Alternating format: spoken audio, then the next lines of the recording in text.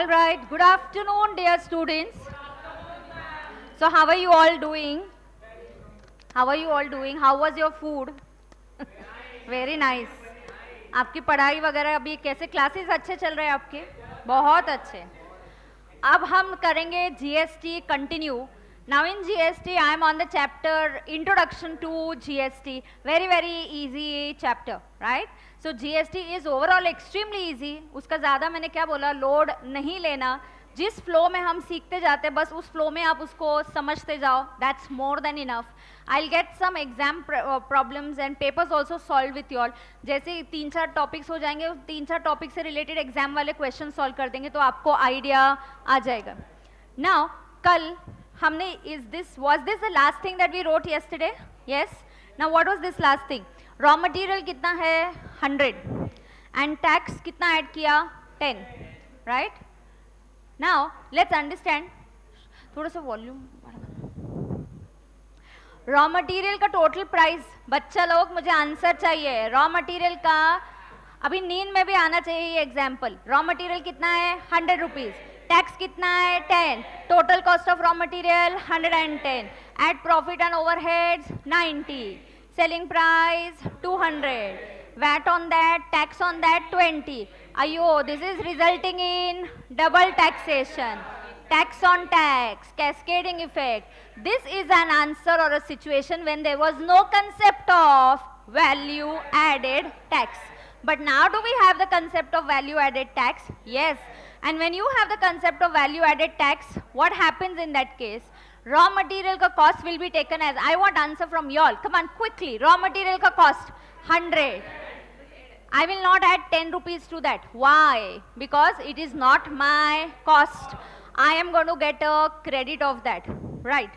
Now, let's please understand, raw material 100, overheads and profit is 90, so my selling price becomes 190. And when you now make an invoice, आप 190 पे 10% tax लगाओगे, तो वो कितना आएगा dear students? 19 rupees. 190 का 10% is 19. Now, what will you do with this 19? You collect it from the customer. Do you pay it to the government as it is? No. There's a concept of value added tax. Now, in the concept of value added tax, what happens? Government says, तुमने earlier stage पे tax pay किया है क्या? Earlier stage पे tax pay किया है क्या? हाँ, कब pay किया? Earlier stage क्या था तुम्हारा? Purchases. तुमने जब गुड्स खरीदे, मुझे समझा ही नहीं, लेकिन तुम जब गुड्स खरीदते हो तो टैक्स क्यों पे करते हो? जब गुड्स खरीदते हो तो क्यों टैक्स पे करते हो? क्योंकि सेलर है ना, वो बोलता है गवर्नमेंट तो आके मुझे टैक्स मांगेगी. For me it is selling. Seller tax लगाएगा, सामने वाला टैक्स लगाएगा. आपको रॉ मटेरियल के लिए सिर्फ 100 रुपए नहीं देने पड़ेंगे, 110. लेकिन रॉ मटेरियल का कॉस्ट होगा 100 और 10 रुपए का आपको मिलेगा क्रेडिट. इस क्रेडिट को बोलते हैं ITC. क्या बोलते हैं इस क्रेडिट को? ITC. Very good. ITC का फुल फॉर्म है इनपुट टैक्स क्रेडिट. ITC का फुल फॉर्म है इनपुट टैक्स. शाबाश. नाउ हमने इस सिचुएशन में, इस एग्जाम्पल में असेसी का वैल्यू एडिशन हुआ कितना? 100 रुपए की चीज वो कितने में बेच रहा है? 190. तो उसने वैल्यू एडिशन कितना किया? 90 का क्रॉस चेक करके देखो, 10% इज कमिंग टू 9 और गवर्नमेंट आपसे सिर्फ 9 ले रही है.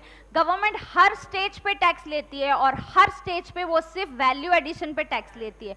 हर स्टेज पे टैक्स लेती है और वो सिर्फ किस पे लेती है? वैल्यू एडिशन पे टैक्स लेती है. Now I will come to example 2. Example 2, X purchased a RHP for 50 lakhs, paid 10% stamp duty. Y bought the RHP from X for rupees 50 lakhs. Z purchased RHP from Y for 51 lakhs. I'm trying to tell you, there are certain taxes जिनमें value added का concept introduce नहीं है और उसमें example एक है stamp duty का. Very, very important. इसमें बिल्कुल भी वैल्यू एडिशन का कंसेप्ट नहीं है. So let's understand by writing it down. X purchase, लिखो RHP ऑफ 50 lakhs. अच्छा, जो परचेजर होता है वो स्टैम्प ड्यूटी पे करेगा, जो परचेजर होता है वो स्टैम्प ड्यूटी पे करेगा। आपको स्टैम्प ड्यूटी का रेट यहाँ पे कितना दिया है? 10%। So X will pay stamp duty equal to X will pay stamp duty equal to how much? 5 lakhs. X will pay stamp duty equal to 5 lakhs. Right, so stamp duty is equal to 5 lakhs.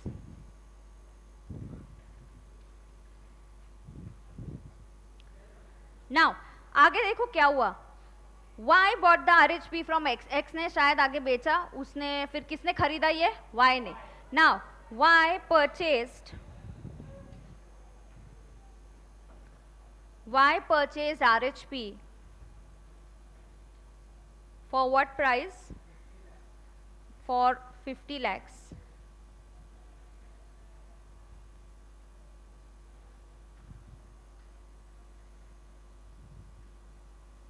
Y will pay stamp duty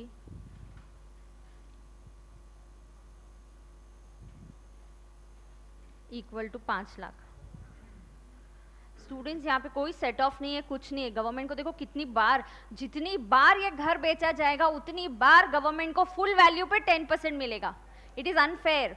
government is getting double. एक ही product पे उनको हर बार 5 लाख का tax मिल रहा है, हर बार 5 लाख का tax मिल रहा है आज भी। इसलिए स्टैम्प ड्यूटी को जीएसटी के अंदर नहीं लाया है। जीएसटी में लेके आएंगे तो वैल्यू एडेड टैक्स हो जाएगा। तो बिल्कुल गवर्नमेंट को रेवेन्यू का नुकसान नहीं करना है। स्टेट गवर्नमेंट है, स्टेट गवर्नमेंट से नहीं, ये हमारे इसमें ही रहेगा और जैसा है वैसे ही रहेगा। आज भी स्टैम्प ड्यूटी ऐसा ही होता है। When people are selling the house properties, every time a house, same house property, एक ही वही घर है, 3 बार बेचा, 3 बार गवर्नमेंट को 15 लाख का इनकम होगा। पे करने वाले लोग अलग है, that doesn't matter, but you are earning it only on that same product ना। this is no value addition। ये एग्जाम्पल किस चीज का है? No value addition concept. लेकिन ऊपर मैंने आपको क्या एग्जाम्पल दिया? 90 रुपीज के वैल्यू एडिशन पे बरोबर आपने 9 रुपीज पे किया। वो क्या एग्जाम्पल दिया मैंने? वैल्यू एडिशन का एग्जाम्पल दिया, करेक्ट ना? हाँ। नाउ आगे क्या हुआ देखो। Z purchased RHP for 51 lakhs. Z will pay stamp duty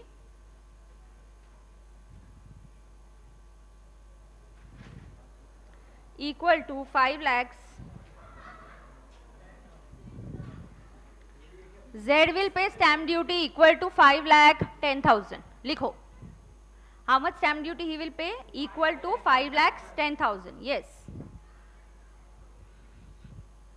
और जीएसटी में 1 मार्क भी कम लेके आए ना तो देखना फिर 40 on 40 लेके आना है। रोज का रोज पढ़ के आने का क्लास में, रोज का रोज जो मैं सिखा रही हूँ घर पे पढ़ना है और फिर क्लास में आना है। समझ में आ रहा है क्या सबको?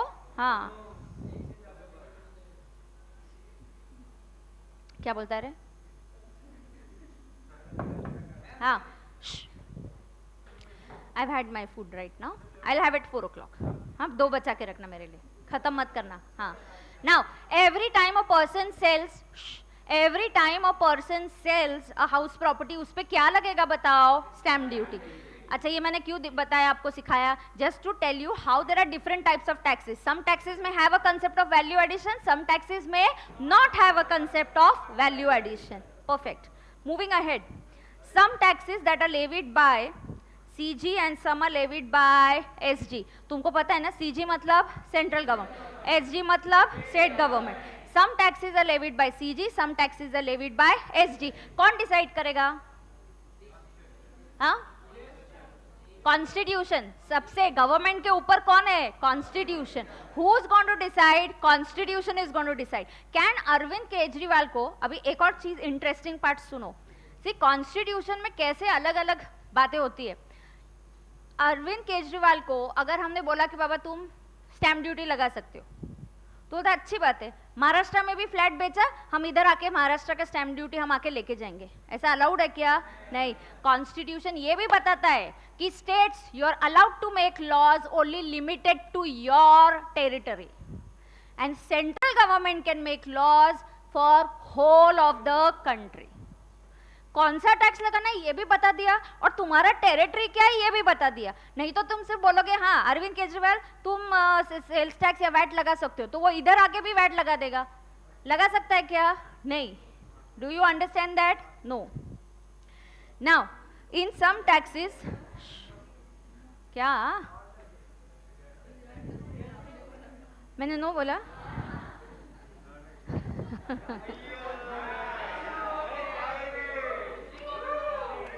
ठीक है, of course you have understood, so I'm going ahead, right? No रे, कल I was making GST notes till 2 o'clock night. 2 o'clock तक ऐसे लग रहा है जैसे मैं पढ़ रही हूँ, मेरी एग्जाम चल रही है अभी। हाँ चल तो अभी पढ़। Okay, some taxes are levied by state government, some taxes are levied by central government. Excise and service tax are levied by central government and they are integrated. क्या word use किया है? Integrated. Integrated का मतलब क्या? Service tax का set off excise के against मिलेगा, excise का set off service tax के against मिलेगा। क्यों? ये दोनों taxes कौन levy कर रहे हैं? Central government. लेकिन VAT का set off excise में मिलेगा क्या? Excise कौन लेके जा रहा है? Central government. नरेंद्र मोदी लेके जा रहे हैं। और वैट कौन लेके जाएगा? Central government, state government. Fadnavis we don't know अभी कौन सीएम बनने वाला है, अभी तक पता नहीं है। महाराष्ट्र का picture is only not clear. Anyways, ये आदित्य ठाकरे इज नॉट, कुछ एक्सपीरियंस नहीं उसको। ओके कम ऑन, हाँ pay attention now. State VAT कौन लेवी करता है? State government. It is not integrated in the central chain, मतलब वैट का सेट ऑफ सेंट्रल गवर्नमेंट के टैक्सेस के अगेंस्ट नहीं मिलता। इसका मीनिंग क्या है? Please note down. Not integrated in central chain का मतलब है set off VAT not available while paying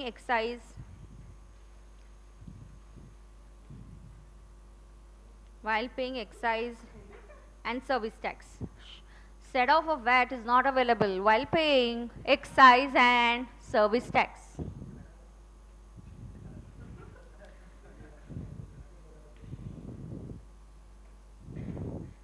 CST levied by central government but collected by SG.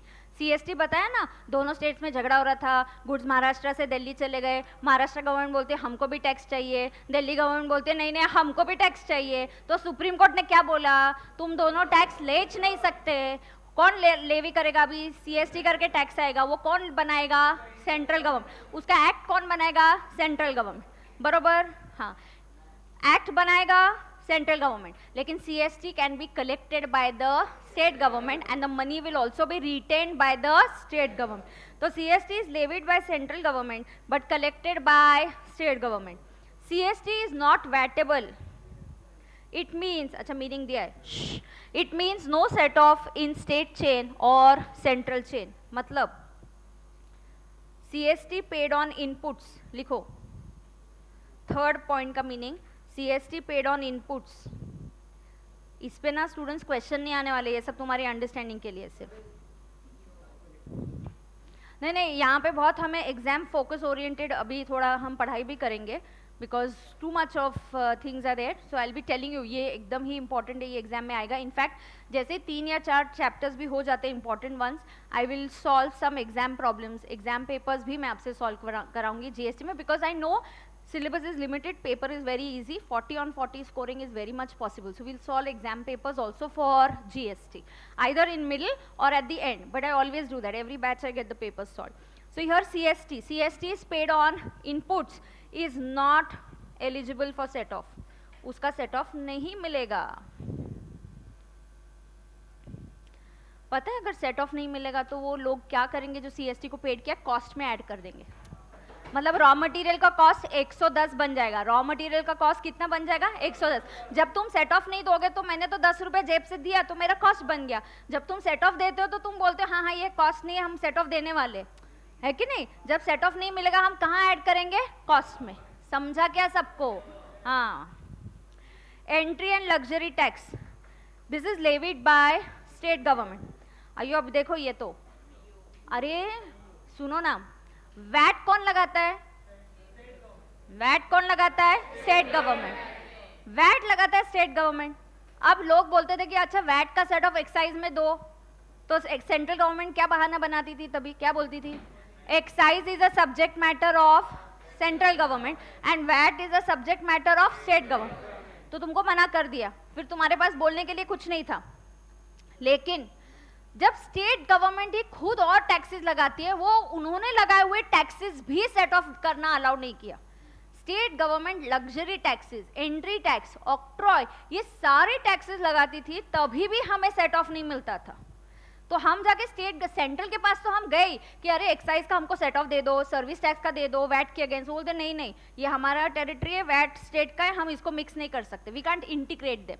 ठीक है चलो तुम नहीं कर सकते, तो स्टेट को तो हम रिक्वेस्ट कर रहे हैं कि स्टेट लेवीज जो है, जैसे कि लग्जरी टैक्स है, एंट्री टैक्स है, ऑक्ट्रॉय है, इसका तो सेट ऑफ वैट में दे दो। वो तो तुम्हारे हाथ में, उसका भी सेट ऑफ नहीं मिलता था।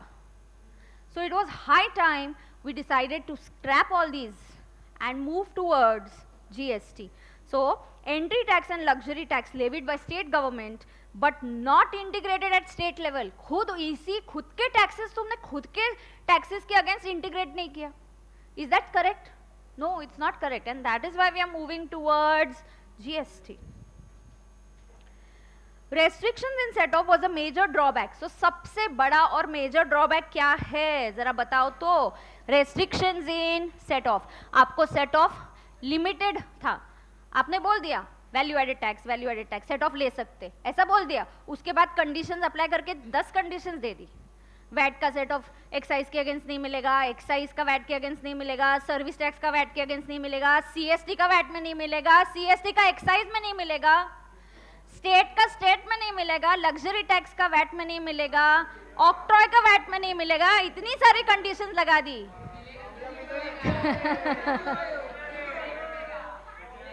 And that is why we had to get in GST and have a new act and study a new act and have new implementation of a totally new tax. It is the biggest tax reform that took place after independence. So it is the biggest tax reform that has taken place after independence. Now, Mr. Balal Dev, अच्छा, अयो, आएगा, बाहुबली भी आने वाला है, सुनो अभी, हाँ सुनो। Now, Mr. Balal Dev, a trader, sells goods within the same state. किधर गुड्स बेच रहे हैं वो? स्टेट के अंदर। तो इधर ही अपने स्टेट के अंदर बेच रहा है, तो कौन सा टैक्स लगेगा? वैट लगेगा। When you sell goods within the state, कौन सा टैक्स लगता है? वैट। अब देखो, raw material 100, excise duty 10%, VAT 10%, profit 10, ठीक है। सुनो, अब सुनो, what will we do? Now I have to calculate his selling price, and because he is going to sell the goods, we are going to calculate again VAT. कहाँ बेच रहा है ये goods within the state, तो उस पे क्या लगेगा? VAT, ठीक है। अब देखो, रॉ मटेरियल 100, पहले एक्साइज लगाएंगे कि वैट लगाएंगे? पहले गुड्स मैन्युफैक्चर करोगे तो बेचोगे, पहले गुड्स मैन्युफैक्चर करोगे तब बेचोगे। Yes, so on raw material 100, on raw material of 100, you are going to levy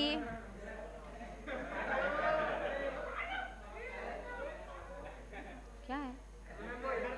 तेरे को टाइम आउट चाहिए क्या? तो चुपचाप बैठ।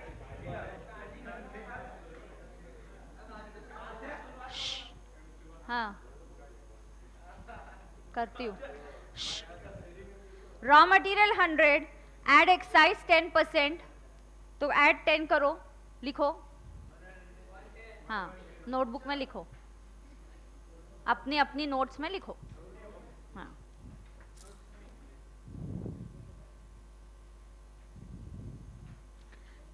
इस पे ऐड होगा VAT eight 10%,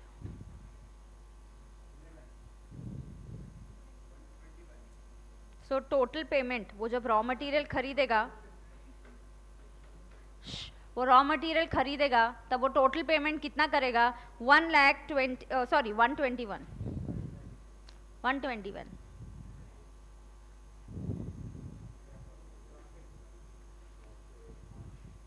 now wait, no, ये लिखा क्या सबने? हाँ, इसके बाद लिखो first point, we'll divide this आगे का page into these two parts like this. Write down, इसको 1 बोल के बोलो, payment for raw material, payment for RM,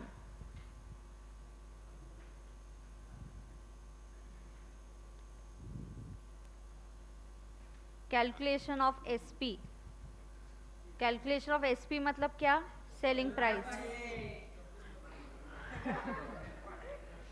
okay, calculation of selling price, let's understand. Cost of raw material हम लेंगे 100, उसमें हमें ऐड करना पड़ेगा एक्साइज, क्योंकि आप एक्साइज का हमें सेट ऑफ नहीं दे रहे, सो ये टोटल बन गया 110। क्या हमने वैट ऐड करना चाहिए? नहीं, क्योंकि वैट का गवर्नमेंट बोलती है आपको सेट ऑफ मिलेगा, लेकिन एक्साइज ड्यूटी का सेट ऑफ नहीं दे सकते। Excise is a subject matter of central government and the tax that you are going to pay is going to be VAT because you are selling the goods within the state. So VAT हम add नहीं करेंगे। Cost of raw material 110, eight profit 10, selling price 120।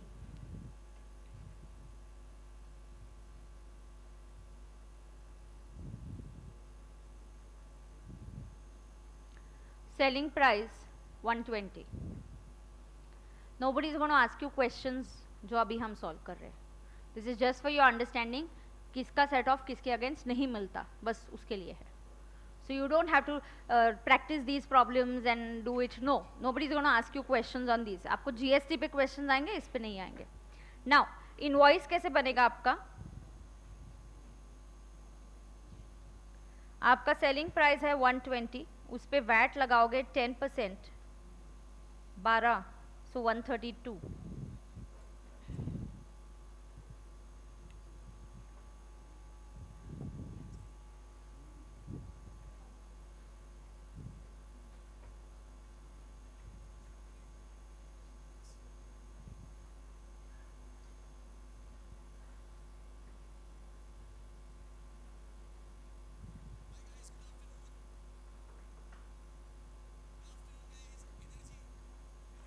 Now fourth, government को अब tax क्या दोगे? अच्छा मुझे एक चीज बताओ, यहाँ पे क्यों वैट लगाई है 12 रुपए का? क्योंकि तुम कुछ बेच रहे हो, बेचने पे क्या लगता है? VAT.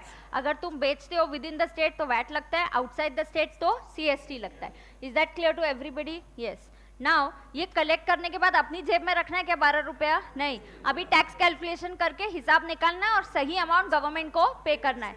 So we have to calculate the VAT liability. Write down, VAT liability.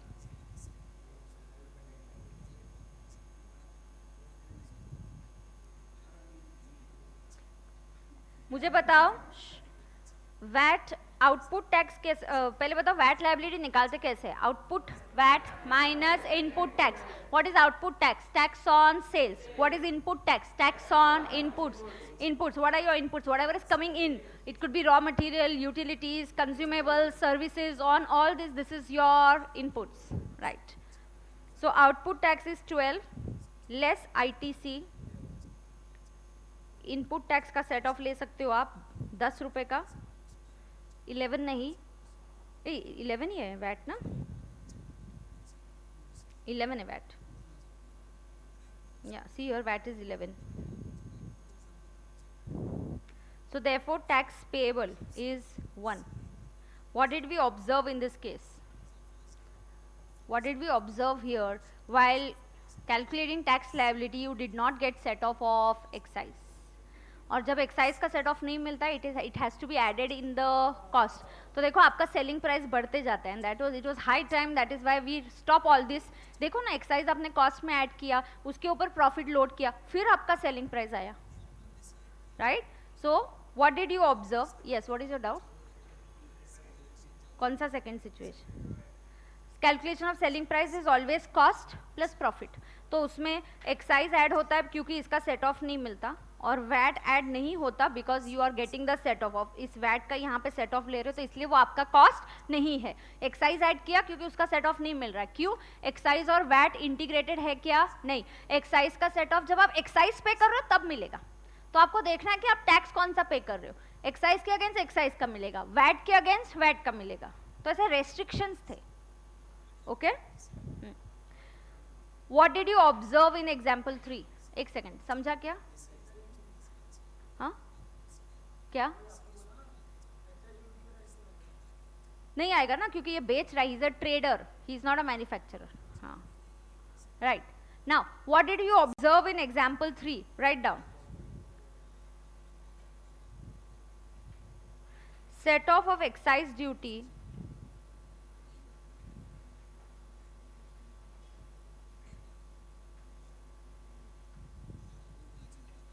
is not available while paying VAT.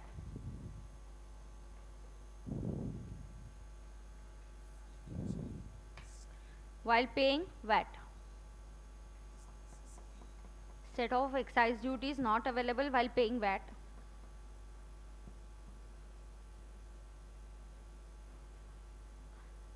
While paying VAT. Therefore, excise duty. Therefore, excise duty got added in the cost. Therefore, excise duty got added in the cost.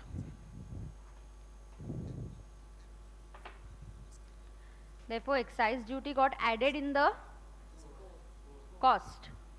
And उसको cost में add करने से क्या हो गया? Cascading effect हो गया। वो cost में add हो गया, उस पे फिर से VAT लगा जब selling price निकला, so it got added in the cost, and this leads to cascading effect. Write down. And this leads to cascading effect. And this leads to cascading effect.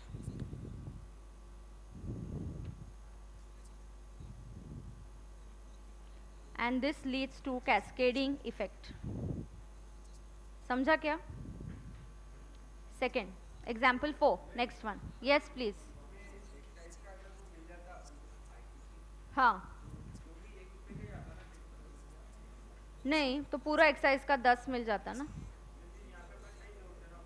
हाँ, तो 1 रुपए का फर्क पड़ता था ना, तो 12 माइनस 10 आता था, रिफंड डाला था देखो।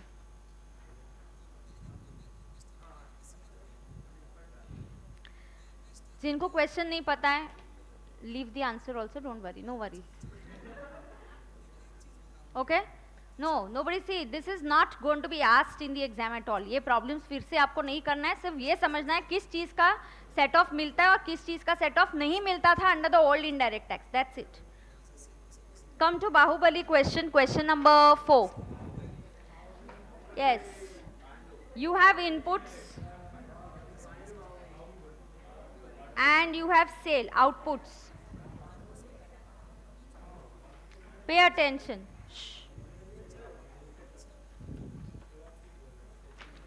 All right, no disturbance at all, please.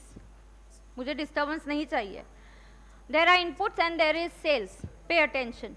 Raw material 100, उसका excise duty 10 rupees और उसका VAT बोला है 11 rupees. Technical services 50 and service tax is 5.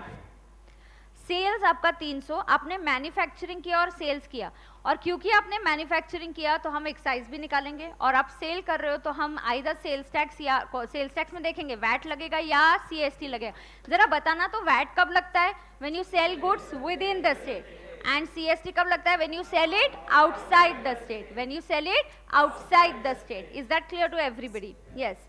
Now your CST on sales is 6 rupees and your excise duty is 30. Now क्यों CST लगा? Because maybe you're selling these goods outside the state. Now listen, CST payable जितना collect किया directly pay करना पड़ता है। CST में set of का concept होता ही नहीं है, CST में सेट ऑफ का कंसेप्ट नहीं था ही नहीं। That is why we were now कितने एक्ट्स हम करेक्ट करेंगे, वैट में प्रॉब्लम, सीएसटी में प्रॉब्लम, एक्साइज में प्रॉब्लम, सर्विस टैक्स में problem. And I tell you one more thing, any act, any tax is suppose to be good when it is neutral. ये याद रखना, it is supposed to be good when it is neutral. मतलब I don't distinguish between goods, I don't distinguish between services. Service बेचा तो service tax, उसके rules अलग, rate अलग, और गुड्स बेचा तो वैट और उसके रूल्स अलग. why should you differentiate? Even why should you differentiate between rich people and poor people? It's not a good act then. But we don't live in an ideal economy. We live in an economy where there are haves and there are haves not, and we have to differentiate. जब भी आप कुछ concession देते हो, it's not suppose to be good, you are breaking the law, but we have to, because we don't live in a ideal situation. We are not living in a ideal economy where everybody has money और everybody is equal. No, so we have to do that. And that is why even this की ऐसा किया तो set off मिलेगा, वैसा किया तो नहीं मिलेगा. Why? So just have one tax for it, and that is why we were moving towards goods and services tax. Right now quickly, 2 more questions we have just to understand किस चीज का set off मिलेगा और किस चीज का set off नहीं मिलेगा. नाउ ये जो सीएसटी पेएबल है, सीधा स्ट्रेट फॉरवर्ड, जितना कलेक्ट किया उतना पे कर दिया, खत्म. सीएसटी में तो वैल्यू एडेड का कंसेप्ट ही नहीं था, जितना कलेक्ट किया उतना पे कर दो, बात खत्म. समझा क्या? तो CST directly you collected, you paid. ये सीएसटी की लायबिलिटी. अब एक्साइज की लायबिलिटी, एक्साइज की लायबिलिटी अब देखो, what is your excise? How do you calculate any tax liability of indirect taxes? Output tax minus input tax. जब भी कोई भी indirect taxes में value added का system होता है, कौन सा system? Value added तो होता है. जैसे stamp duty में नहीं था, सीधा जितना कलेक्ट किया पे करने का. CST में है क्या?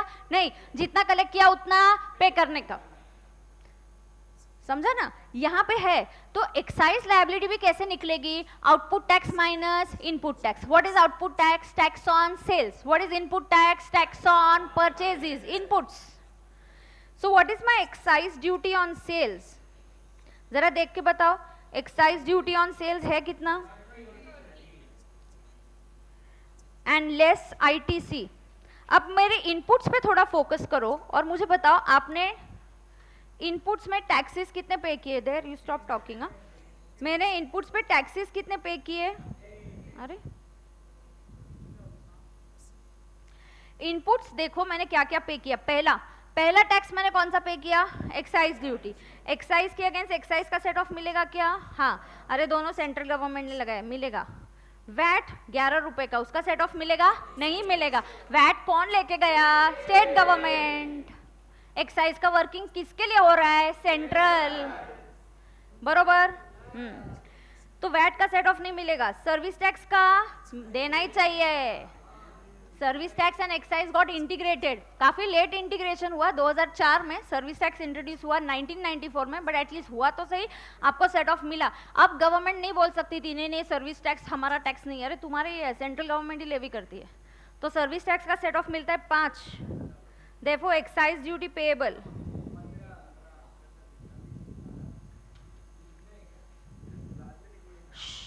Excise duty payable 15. Is that clear? Yes. 30 seconds. Start writing. मुंह बंद. लिखना चालू.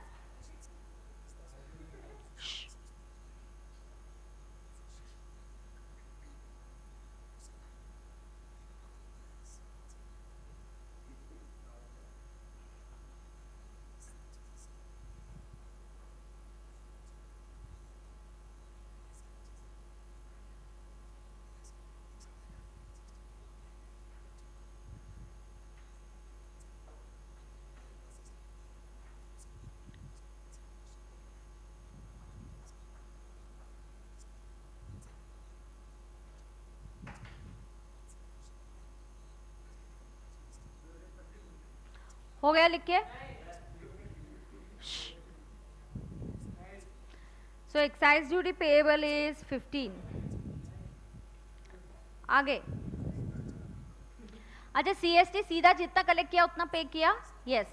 In CST there is no concept of set off. अगर आपको लिखना है तो whatever CST is collected, that's your liability. So there is no concept of set off in CST.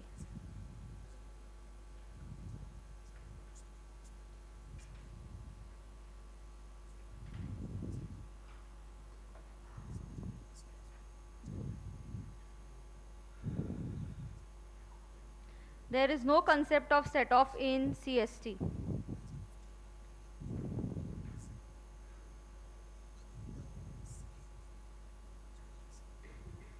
Done है? आगे. So what did you observe in this question 4, in this example 4? यहाँ पे हम लिखेंगे क्या ऑब्जर्वेशन है हमारा. कौन से टैक्स का सेट ऑफ नहीं मिला. हम कौन सी ड्यूटी पे कर रहे थे. Excise duty. while paying excise duty did you get a set off of VAT? No. So write down. while paying excise duty while paying excise duty while paying excise duty set off of VAT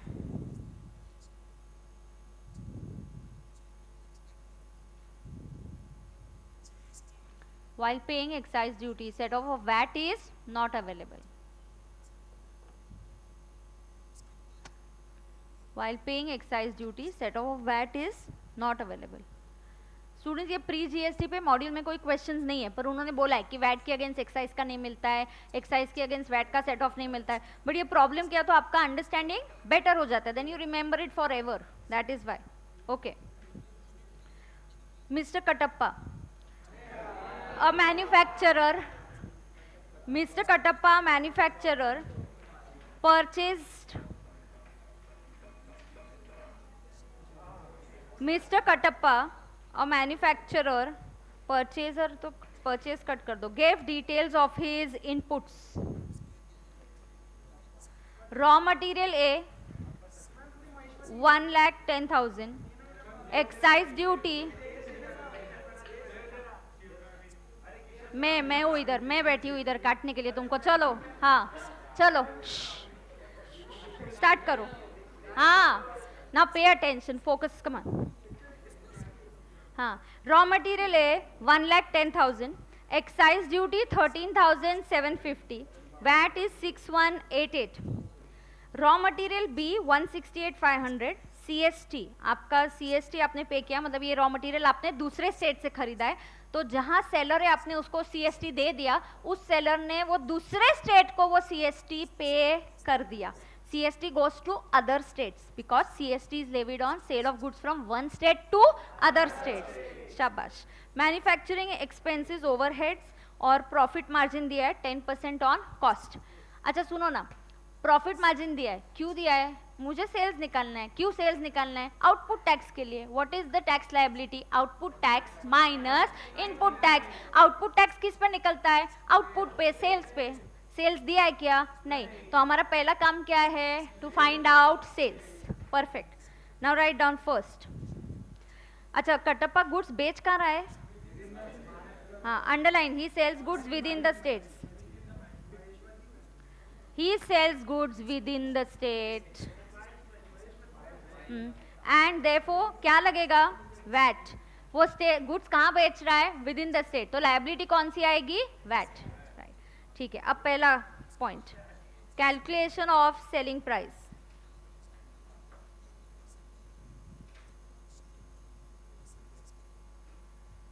calculation of selling price. How do you find out selling price students? Raw material, cost, expenses, overheads, profits, ये सब add करके क्या आता है? Selling price. सीखा ना costing में? Raw material, what is the raw material का cost? Be with me, 1,10,000. Raw material 1,10,000. Excise duty add करूं क्या कॉस्ट में? हाँ, क्योंकि वैट के अगेंस्ट उसका सेट ऑफ नहीं मिलेगा.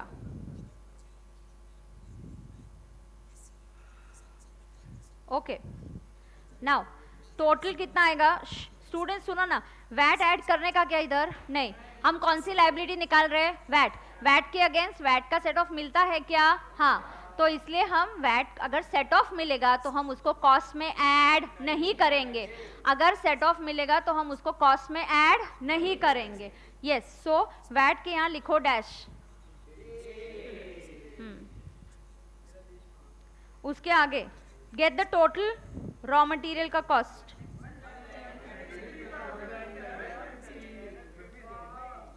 रॉ मटेरियल का cost 123,750.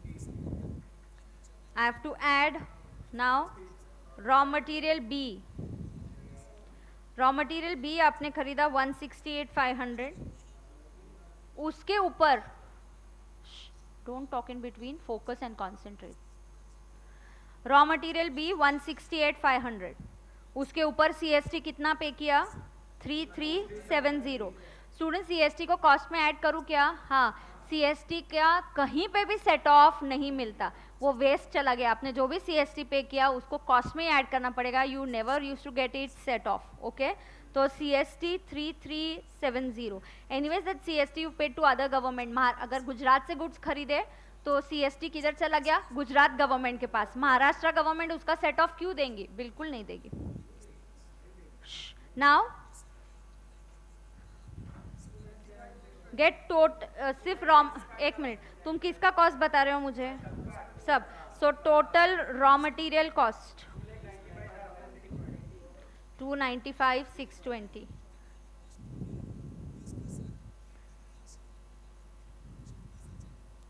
Manufacturing expenses overheads add कर दो,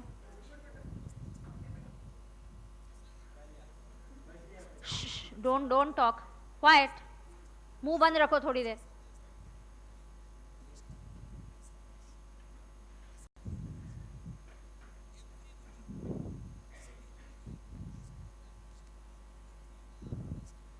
टोटल कॉस्ट निकालो और उस कॉस्ट पे 10% प्रॉफिट ऐड करके सेलिंग प्राइस निकालो, आंसर चिल्लाना मत।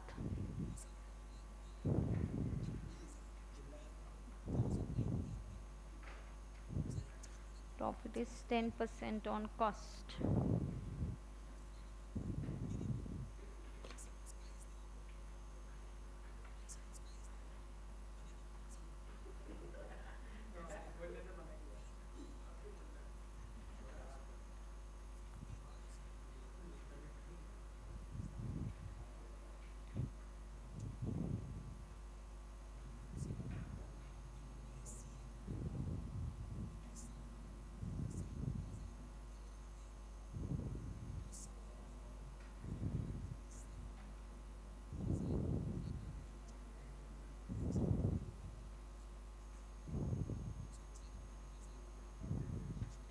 जब आपका इनवॉइस बनेगा, स्टूडेंट सेलिंग प्राइस समझा क्या सबको, this is your normal thing, cost add करने का, मैन्युफैक्चरिंग ओवरहेड, 10% प्रॉफिट ऐड करके सेलिंग प्राइस निकला, तो आपका सेलिंग प्राइस है 440, 132, आपको कस्टमर को यहाँ पे अभी आप सेल कर रहे हो तो वैट लगेगा 10%, so which is 44,013, so you will make a total invoice of what value,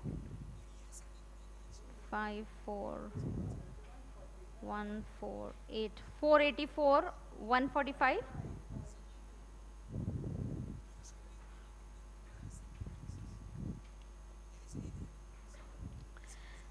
आप सेलर बन गए, आप पैसे कलेक्ट करना चालू कर दिया, आपको टैक्स भी कलेक्ट करना है, इनडायरेक्ट टैक्स में जो सेलर है वो टैक्सेस कलेक्ट करेगा, क्योंकि वो पैसे कलेक्ट करता है अपने गुड्स के लिए, वो जब इनवॉइस रेज करता है गवर्नमेंट उसको बोलते है हमारा टैक्स भी कलेक्ट करो। अब कलेक्ट करने के बाद आपको जेब में रखने के पैसे नहीं, कलेक्ट करने के बाद आपको टैक्स वर्किंग करना है, जिस चीज का सेट ऑफ मिलेगा उसका सेट ऑफ लेना है, बचे हुए पैसे गवर्नमेंट को दे देना है।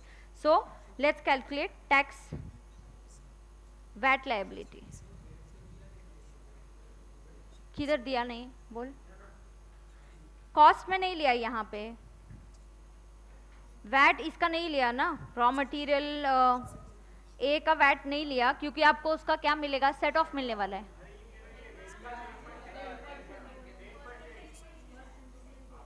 अच्छा, परसेंटेज नहीं दिया है तो क्वेश्चन में लिख दो, assume the rate of VAT is 10%, हाँ, तो क्वेश्चन में मिसिंग है तो लिखो assume the rate of VAT is 10%,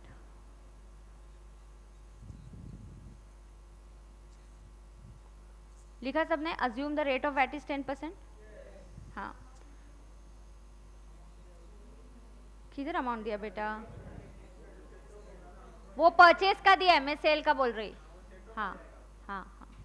अच्छा बताओ, कोई भी टैक्स लायबिलिटी कैसे निकाली जाती है, आउटपुट, बोलो, कोई भी टैक्स लायबिलिटी कैसे निकाली जाती है, output tax minus input tax. What is output tax, tax on sale. What is input tax, tax on purchases, all your inputs, all your purchases, हाँ, लिखो output tax.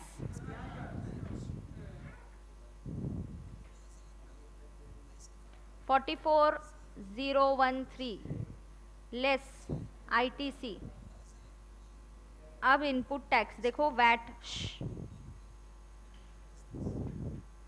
6188.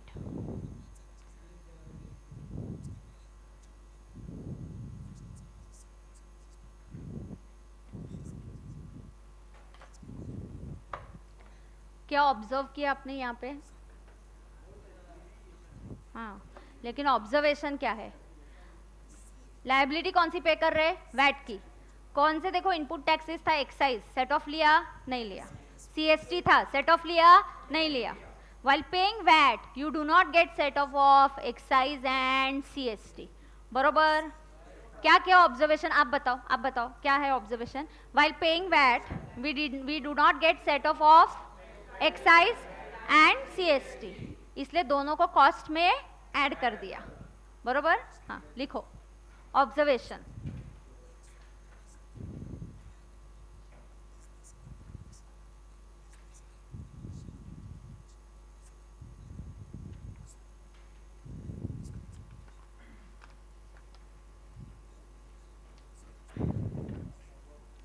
Observation. While paying VAT,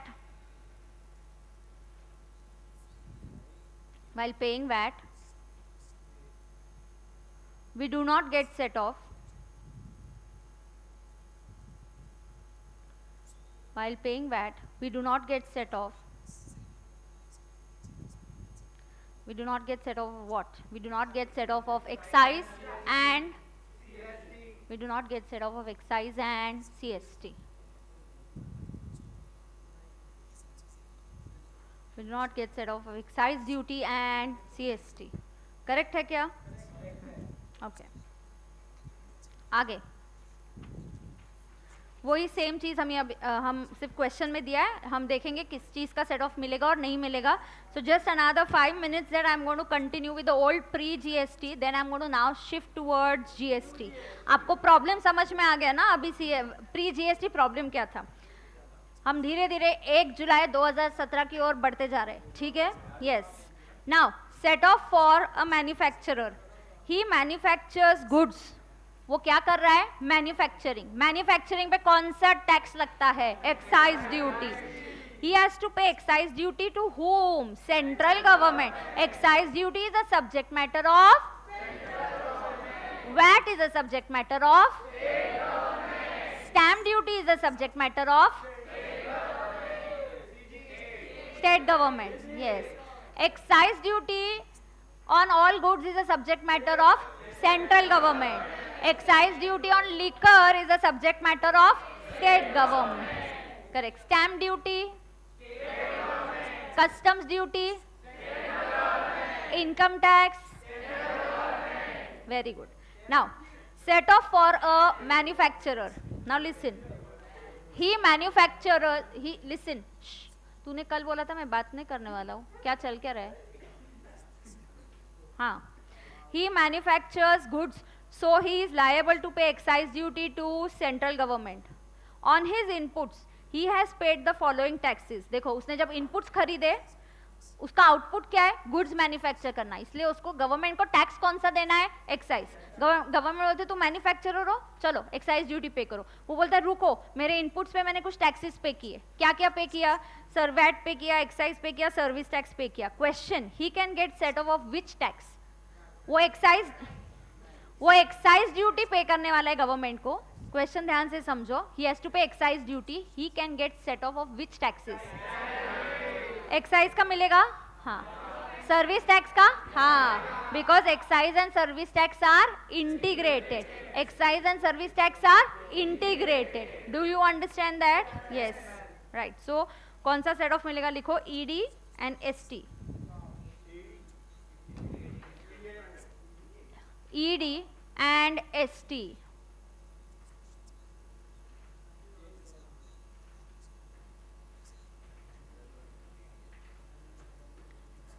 set off for service provider. अब देखो कौन है service provider. जो service provide कर रहा है, ही प्रोवाइड्स सर्विसेज. तो गवर्नमेंट उसको क्या बोलेगी, पे सर्विस टैक्स। किसको, सेंट्रल गवर्नमेंट को। On his inputs he has paid following taxes. Now student, service tax provider मतलब let's say you are into cleaning of corporate offices. बहुत सारी ऑफिसेज होती है, हाउसकीपिंग सर्विसेज होती है, तो आपका काम है हाउसकीपिंग सर्विसेज देना, मतलब go and clean those huge glass buildings. So there are, you know, you've seen people up on the building and they're cleaning those you know, glasses and everything. तो उन्होंने जो सर्विस प्रोवाइडर है उनको inputs में services ली, उन्होंने कुछ raw material खरीदा, कुछ क्लीनिंग करने के लिए कुछ लिक्विड खरीदा, लिक्विड सोप खरीदा, उसके ऊपर टैक्सेस पे किए, उन्होंने वैक्यूम क्लीनर खरीदा, कोई इक्विपमेंट खरीदे क्लीनिंग के, उसके ऊपर शायद एक्साइज ड्यूटी पे किया जब वो इक्विपमेंट खरीदा। तो सवाल ये है कि वो पे कर रहे हैं सर्विस टैक्स और उनको सेट ऑफ कौन से टैक्सेस का मिलेगा।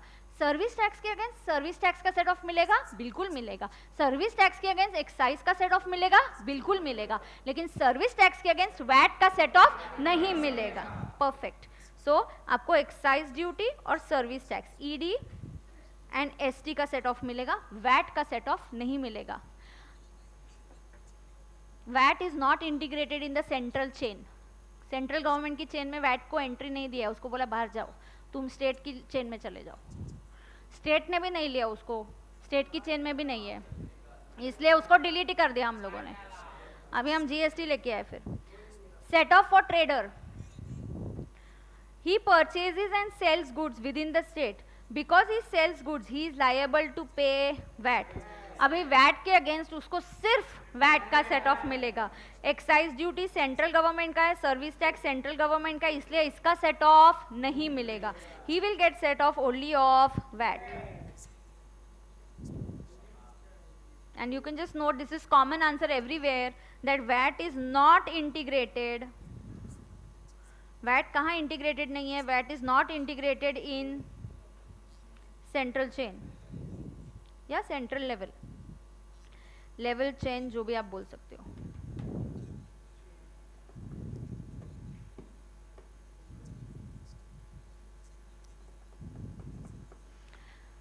पर सबसे ज्यादा पहले सिस्टम में मैन्युफैक्चरर सेफ था। क्यों? मैन्युफैक्चर दोनों चीजें करता था, वो गुड्स मैन्युफैक्चर करता तो एक्साइज पे करता, और वो गुड्स बेचता तो वैट पे करता। तो एक्साइज के अगेंस्ट एक्साइज का सेट ऑफ, एक्साइज के अगेंस्ट सर्विस टैक्स का सेट ऑफ, और जब वो गुड्स बेचता तो वैट पे करता, वैट के अगेंस्ट वैट का सेट ऑफ।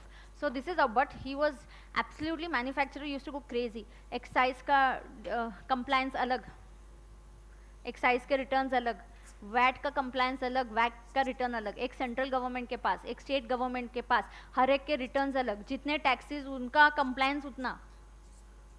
सो कंप्लायंस भी बहुत ज़्यादा थे। People were saying just take one tax, give us a set off and let us just do one compliance.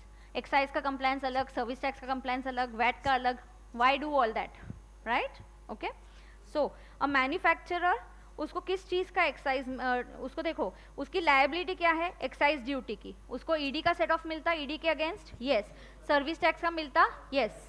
VAT जब वो गुड्स बेचेगा तो वैट का सेट ऑफ वैट के अगेंस्ट लेगा, तो उसको कोई भी कैस्केडिंग इफेक्ट नहीं था। There was no cascading effect because he was the safest. He is manufacturing तो एक्साइज भी आता है, he is selling the goods तो वैट भी आता है, तो वो सेट ऑफ ले लेता था अपना। बट ट्रेडर जो है उसको वैट पे करना है, वैट के अगेंस्ट सिर्फ वैट का set off, no ED, no service tax. पता है आपको, जब सेट ऑफ नहीं मिलता है ना, प्रॉब्लम उधर ही चालू हो जाता है। जब आप सेट ऑफ नहीं देते लोगों को, लोग बोलेंगे मैं क्यों उसको पे करूं, I am going to recover it from the customer. मैं उसको कॉस्ट में ऐड करूंगा, प्रॉफिट लोड करूंगा और पैसे कस्टमर से लूंगा। मैं थोड़ी अपना why will I incur that loss, I am not going to incur it. जब आपको सेट ऑफ मिलता है आप कॉस्ट में ऐड नहीं करते, सो इससे इन्फ्लेशन बढ़ते जाता है, वो सप्लाई चेन में हर बार वो कैस्केडिंग इफेक्ट होते जाता है। It's not good. So is there a cascading effect? Yes. ऊपर पूछा है कैस्केडिंग इफेक्ट है क्या? हाँ, वही कंसेप्ट जो प्रॉब्लम्स में ले रही हूँ वही आपको बता रही हूँ। कोई इस पे क्वेश्चन नहीं पूछेगा। एट द मोस्ट क्वेश्चन आया तो ये आएगा, एक नीचे थ्योरी फॉर्म में दिया हुआ है, what are the deficiencies in the old indirect tax, but वो लिखने के लिए ये समझना जरूरी है। हाँ, यस।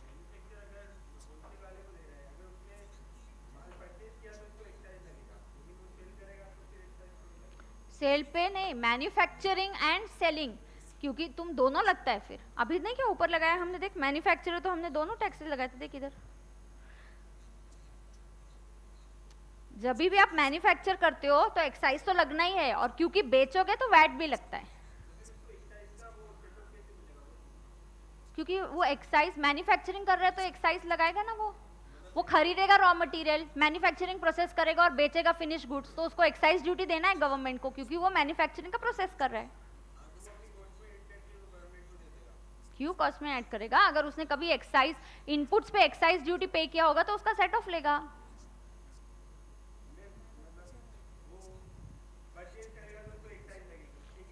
परचेज करेगा तो एक्साइज भी लगेगा और वैट भी लगेगा। अरे वो परचेज कर रहा है तो सामने वाला बेच रहा है, इसलिए मुझसे तो ले रहा है ना, इसलिए हम रॉ मटेरियल का कॉस्ट कैसे निकालते हैं? 100 + 10, 110 कैसे आता है? अरे when I buy raw material, तू सेलर है, तू मैन्युफैक्चरर है, I am the purchaser, what am I buying from you? 100 का रॉ मटेरियल। तुम बोलोगे मैं मैन्युफैक्चरर हूँ तो मुझे तुमसे एक्साइज भी लेना पड़ेगा, इसलिए तुम तुम्हारे बिल में एक्साइज ऐड करते हो। फिर बोलते हो कि मैं तुमको गुड्स बेच रहा हूँ इसलिए मुझे वैट भी लेना पड़ेगा, and I will pay you 121 rupees. I will pay excise duty, I will pay VAT also. तो मैं उसको आगे मैन्युफैक्चर करके बेच रही हूँ कि ऐसे ही बेच रही हूँ? एम आई अ ट्रेडर और am I a manufacturer? Who am I? I am a wholesaler. So I am trading. So I will just sell VAT. नहीं मिलेगा तो एग्जैक्टली वही बोला है ना इधर। ये क्या है, अगर ट्रेडर है तो उसको सिर्फ वैट का सेट ऑफ मिलेगा, तो वही बोला ना। हाँ ओके। सर्विस प्रोवाइडर, वो सर्विस प्रोवाइड कर रहा है इसलिए वो सर्विस टैक्स पे करेगा। एसटी के अगेंस्ट वो ईडी का सेट ऑफ ले सकता है, एसटी के अगेंस्ट एसटी का सेट ऑफ ले सकता है, लेकिन वो वैट का सेट ऑफ नहीं ले सकता। So is there a cascading effect? Yes.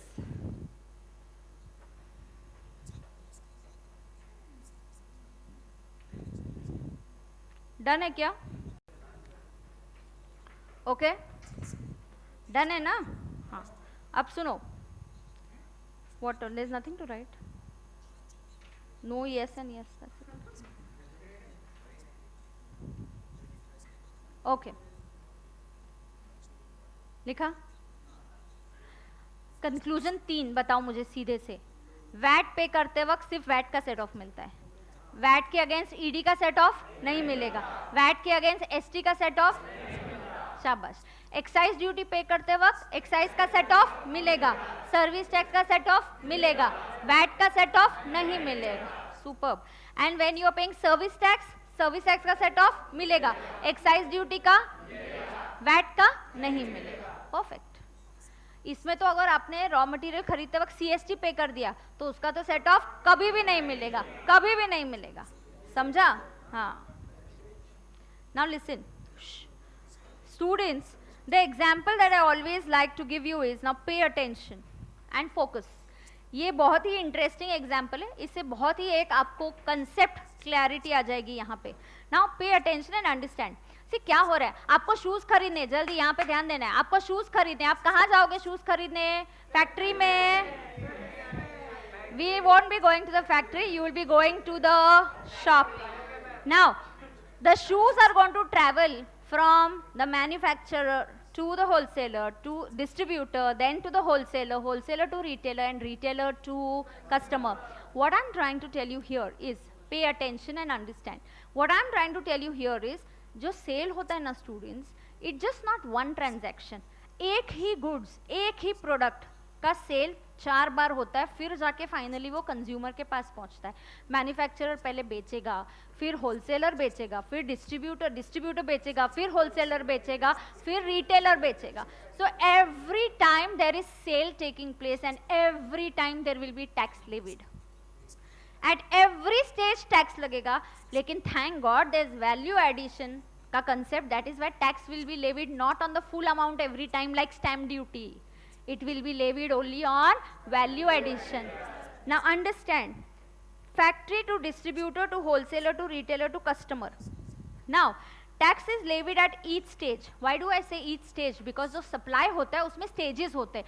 Directly factory से जाके goods आपके घर पे नहीं आते. There's a chain and goods have to cross many hands and every time there is going to be a tax का levy. So every stage set off is available. It means there is value added tax. Output tax का मतलब होता है tax on outputs. Input tax का मतलब होता है input of goods. Now question, listen to this question very carefully. कोई लिखेगा नहीं, सब मुझे सिर्फ आंसर करेंगे और आंसर सही टोन में और आवाज में करेंगे, ज्यादा चिल्ला के आंसर नहीं देंगे आप. Question, a manufacturer manufactured shoes, sold the shoes for 100. Then उसने किसको शूज सेल किए? Distributor. Distributor sold it to for 150 to the wholesaler. Wholesaler further sold it at 170 to the retailer and then the customer got it at 200. The amounts that are given in the question are exclusive of tax. इसमें tax के amounts added नहीं है. Tax rate is 10%. अब आप ध्यान से देखना. पहले I will start from manufacturer.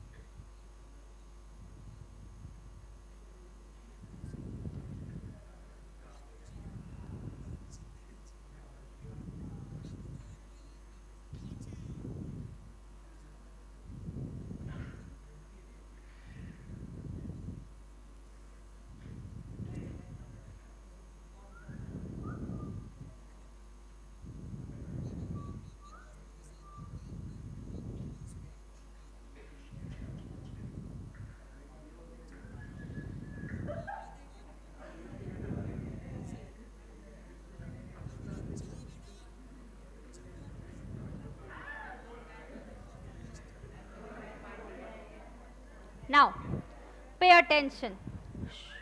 Listen. Manufacturer का शायद उसने खुद से बनाया है टू स्टार्ट विथ, इसलिए मैंने जीरो से स्टार्ट किया है. मैन्युफैक्चरर का परचेज प्राइस हमें कुछ नहीं दिया है, इट्स डैश. मैन्युफैक्चरर ने सीधा बेचा है. So let's talk about a manufacturer. Manufacturer manufactured the shoes. उसने खुद से सब बना के उसने एक आइडियल, आपको जस्ट एक एग्जांपल देने के लिए, I am starting with 0 for a manufacturer. He sold the shoes for 100. तो उसका सेल प्राइस क्या हुआ? 100. उसने किसको बेचा 100 में? डिस्ट्रीब्यूटर. 100 में बेचा मतलब डिस्ट्रीब्यूटर ने 100 में खरीदा. So for distributor the purchase is 100. Distributor ने 100 में खरीदने के बाद क्या प्राइस में बेचा? 150. तो डिस्ट्रीब्यूटर का सेल है 150. उसने किसको बेचा? होलसेलर. तो होलसेलर का परचेज इज, होलसेलर ने 150 में खरीदा, उसने क्या प्राइस में बेचा? उसने किसको बेचा? रिटेलर ने खरीदा 170 में, कस्टमर को बेचा. कस्टमर ने खरीदा, उसने बेचा नहीं, वो कंज्यूमर है, वो कंज्यूमर है. I am going to teach you lot of important concepts. Understand, students, how do I calculate tax liability? Output tax minus input tax. What is output tax? Tax on sales. What is input tax? Tax on purchases. Pay attention. The tax rate is assumed to be at 10%. The amounts that are given are exclusive of taxes. इसमें taxes के amount included नहीं है. My output tax for a manufacturer, 10% of 100 comes to 10. There's no inputs, so he will pay a tax liability of 10. The distributor, उसके लिए output tax पहले 150 का output tax is tax on sales. Sales is 150, उसका 10% comes to 15. उसका purchase is 100, so उस पे 10%, so that's 10. He will pay to the government 5 rupees. Now pay attention.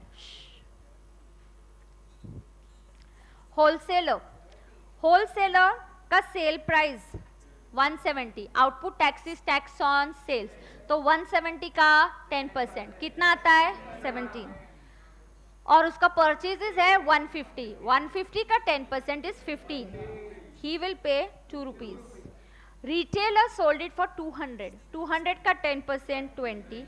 And उसका input is 170, ये उसका परचेजेज है, उस पे 10% मतलब 17, उसने 3 पे किया.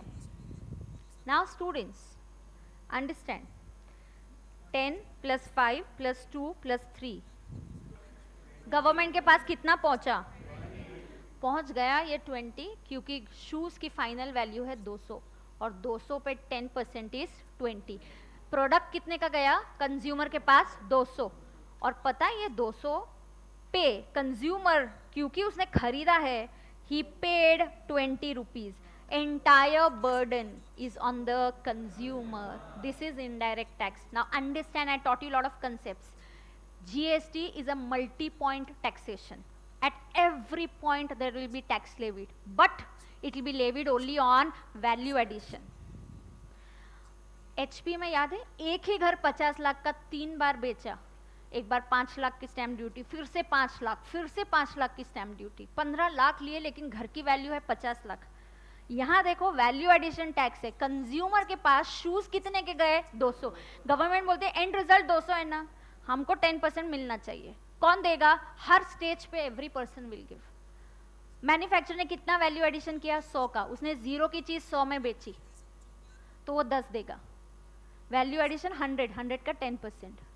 डिस्ट्रीब्यूटर ने 50 रुपए का वैल्यू एडिशन किया, 100 की चीज 150 में बेची तो वो 5 रुपया देगा. राइट? होलसेलर ने 20 रुपीज का वैल्यू एडिशन किया, हाँ, तो वो 10% मतलब 2 रुपीज देगा. और रिटेलर ने 170 रुपए की चीज 200 में बेची तो वो 3 रुपया देगा. ऐसे अगर आप टोटल करोगे तो गवर्नमेंट को अपने 20 रुपए मिल गए. And result is on the customer. Customer 20 रुपया देता है, अपनी जेब से देता है. Indirect taxes, GST is a consumption tax. What tax? Consumption tax, multi point tax, multi stage tax, value added tax. Do you understand this? Note it down in less than a minute without talking. I'll give you time for queries. Note it down first.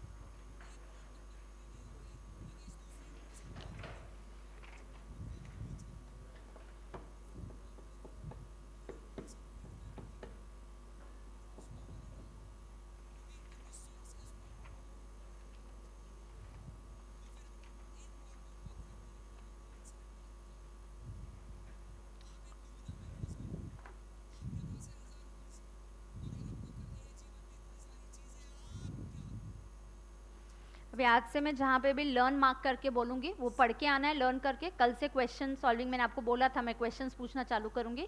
किसी को भी उठा के मैं question पूछूंगी और आपको answer देते आना चाहिए. अब तक ऐसे टाइम पास थ्योरी अंडरस्टैंडिंग चल रहा था. अभी आज से जो भी मैं बोलूँगी ये लर्न करके आना है. You have to learn it and get come tomorrow to the class. Then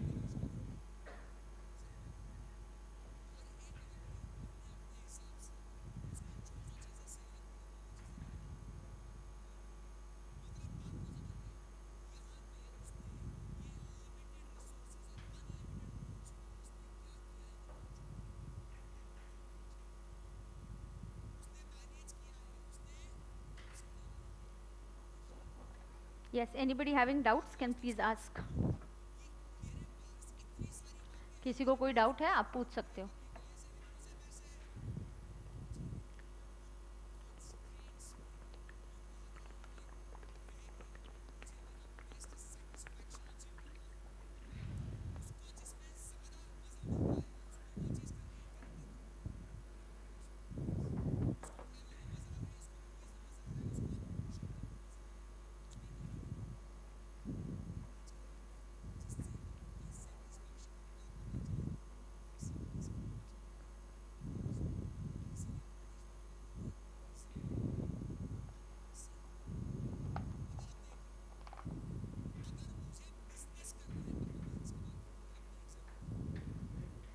बोलो. यस यस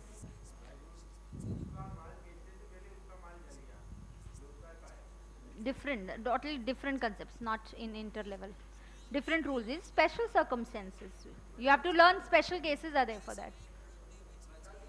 अलग है. There is free sample. No.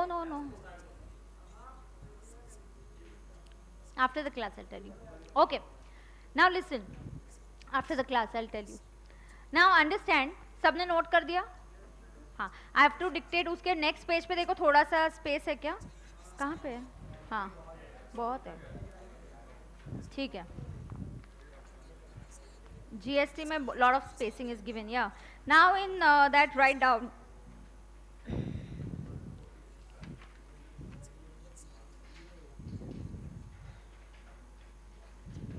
Indirect taxes are multi-point. Indirect taxes are multi-point oblique multi-stage taxes. Indirect taxes are multi-point oblique multi-point, yeah, multi-stage. हाँ, indirect taxes are multi-point oblique multi-stage taxation. बरोबर? Taxes, yeah. There is a concept of value addition. There is a concept of value addition. There is a concept of value addition.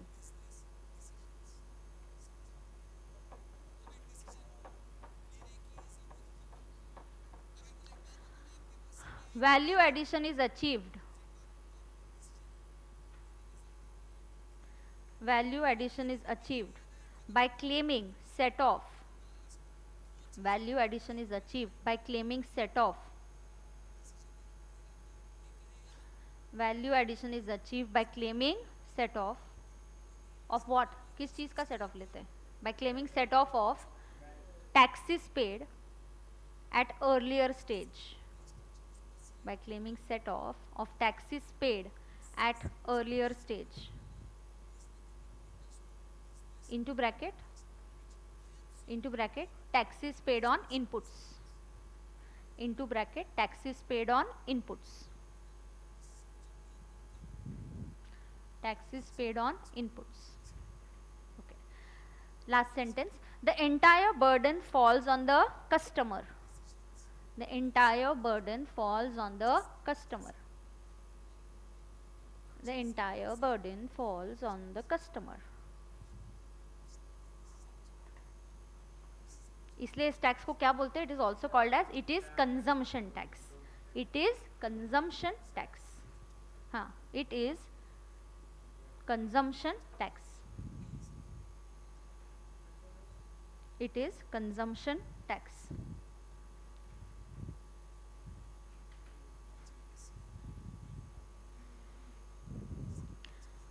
ठीक है.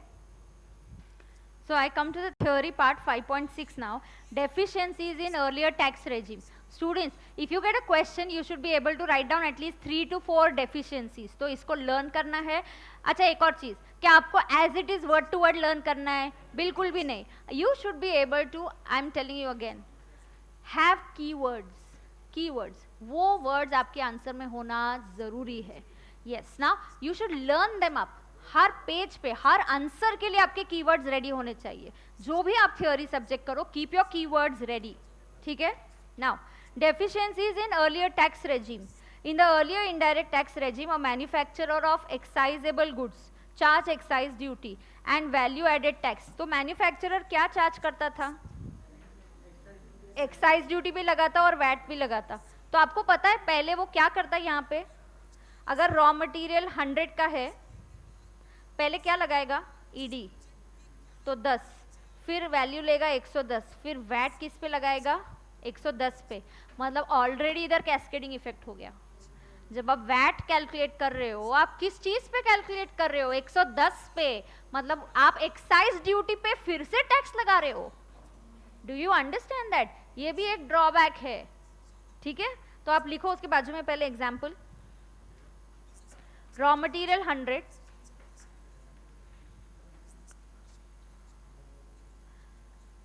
raw material 100, ED 10, raw material 100, ED 10,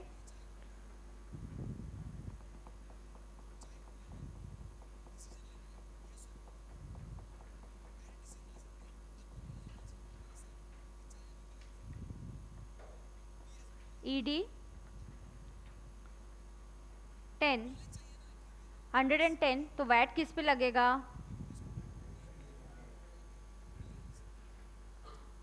correct? All okay with this? मतलब क्या students, देखो ये example पढ़ने का आपको पता है ओन सेंटेंस में कैसे फिर लिखने का. Manufacturer use to levy excise on manufacturing, and when sell the goods he used to also have to levy VAT. Now while calculating VAT, VAT is calculated on what value? Raw material ka value plus excise duty. This was resulting in cascading effect. This was resulting in cascading effect. समझा? तो यहाँ पे क्या हो रहा था? Cascading effect. किस चीज का कैस्केडिंग इफेक्ट? तो आपके कीवर्ड्स देखो क्या है. 3 सर्कल्स है हमारे पास, 3-4 सर्कल्स है. हम किसकी बात कर रहे हैं? मैन्युफैक्चरर की. मैन्युफैक्चरर क्या लेवी करता था? एक्साइज. प्लस क्या लेवी करता? वैट. लेकिन वैट लगाते वक्त, सी व्हाइल लेविंग वैट, वैट किस पे लगता? Basic value plus excise duty पे वैट लगता. And this was resulting in cascading effect. So did you get your keywords? आपको याद करने के लिए तुरंत वो 4 सर्कल से आपको याद हो जाता है. क्या याद करना है आपको? फटाफट फिर से बताओ. किसकी बात हो रही है? मैन्युफैक्चरर की. मैन्युफैक्चरर क्या लगाएगा? एक्साइज. प्लस क्या लगाएगा? वैट. लेकिन जब वैट कैलकुलेट करेगा किस पे करेगा? बेसिक रॉ मटेरियल की वैल्यू प्लस एक्साइज ऐड करेगा. मतलब 100 रुपया प्लस 10 रुपया एक्साइज करके 110 पे वैट लगाएगा. Is this leading to cascading effect? Yes. And give an example and write an example. ऐसा कोई फिक्स फॉर्मेट नहीं, आप एग्जाम्पल लिख दो.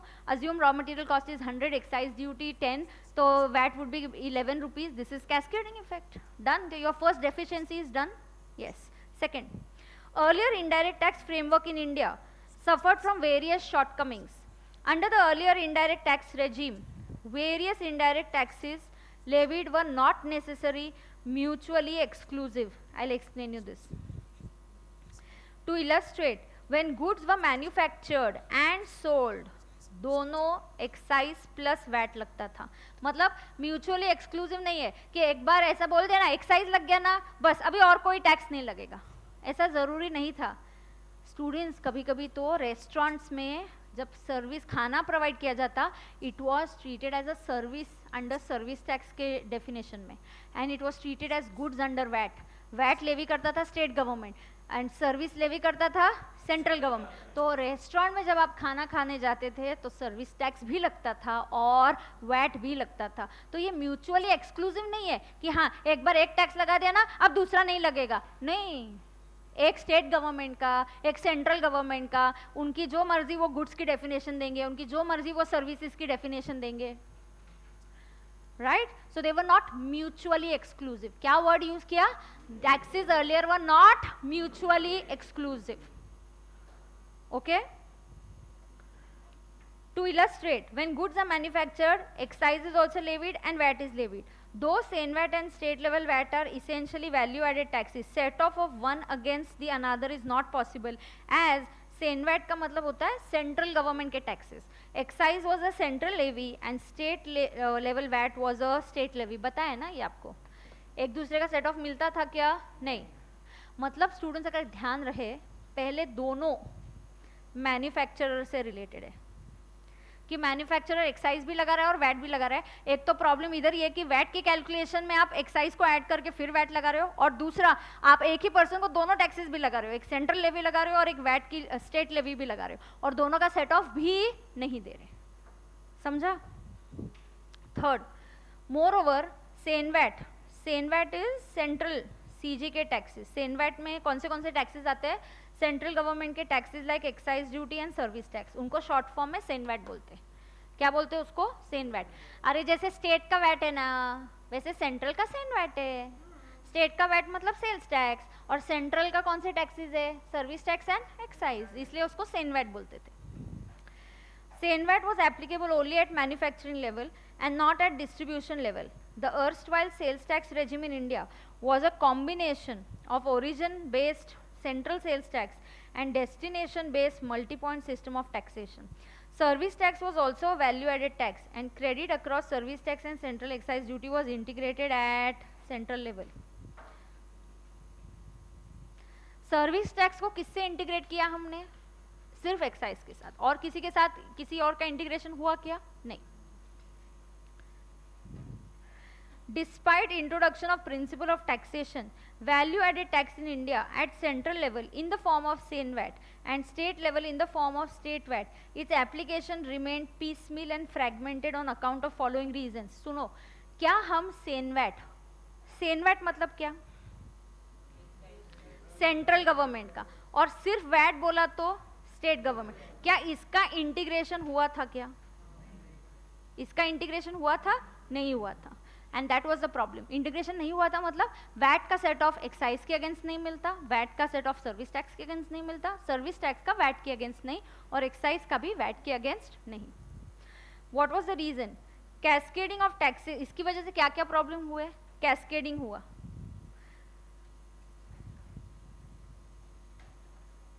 Levy of non vatable CST आप लगाते गए. Inclusion of CENVAT in for calculating VAT, inclusion of excise duty for imposing VAT, no CENVAT after manufacturing stage. ये एक्साइज ड्यूटी पूरे chain में सिर्फ एक ही बार है ना, स्टार्टिंग में. उसका आगे कुछ फायदा होता है क्या? एक्साइज ड्यूटी आगे कोई पे करता है, उसका कुछ फायदा होता है क्या? नहीं. Excise duty is only at the beginning of the chain manufacturing, but sales tax is throughout the chain. So सिर्फ एक्साइज और सर्विस टैक्स को इंटीग्रेट करके क्या मिलेगा? कुछ नहीं मिलेगा, क्योंकि एक्साइज ड्यूटी एक ही स्टेप पे है, आगे है ही नहीं वो. It is all leading to what? Cascading effect. क्या बोलने का? This is all leading to cascading. See, पहले मैन्युफैक्चर का बोलने का, थर्ड पॉइंट में बोलने का CENVAT and VAT were not integrated. This was resulting in cascading effect. This was resulting in cascading effect. And there was of course non integration of VAT and service tax. इसकी वजह से double taxation भी होता था. हाँ, sometimes double taxation of transaction. You know, you used to treat one particular service as goods also and as services also. इसका best example है restaurant. Restaurant पे वैट भी लगता और सर्विस टैक्स भी लगता, क्योंकि स्टेट गवर्नमेंट ने बोल दिया हमारे लिए sale of food is goods, हम वैट लगाएंगे. सर्विस टैक्स में बोला सेल ऑफ रेस्टोरेंट में अगर जब खाना प्रोवाइड किया जाता है इट्स अ सर्विस, हम सर्विस टैक्स लगाएंगे. ओके, तो इस सब का क्योर क्या है? GST. Now, what I want you to do for homework, I want you to write down the deficiencies in a manner that you can understand and note it down. तो कल इसमें से कोई भी आप एक या दो जन पढ़ोगे आपने क्या लिख के लाया है. So I will have this every time. I told you ना 3 बजे का ब्रेक में हम कुछ इस टाइप के क्वेश्चंस करेंगे. तो कल आप क्या लिख के लाओगे? Deficiencies of old indirect taxes. ठीक है, please do the homework, then there is fun in that. Please homework करके आओ. I am requesting you all. Yeah okay. Okay, take a minute break just like that without anything. 4 I'll leave you. 4 अभी 1.5 घंटा आप आज बिना break के मस्त बैठे. बाहर नहीं जाना है, 2 मिनट इधर ही रुकना है. 4 बजे आप बाहर जाना, फिर मैं डायरेक्ट टैक्स लेने वाली हूँ.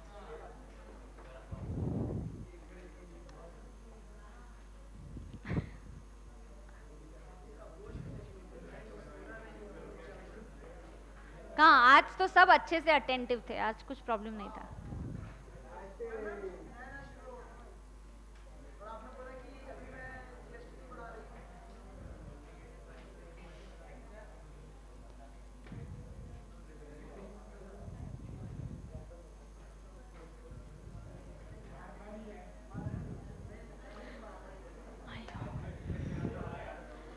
So,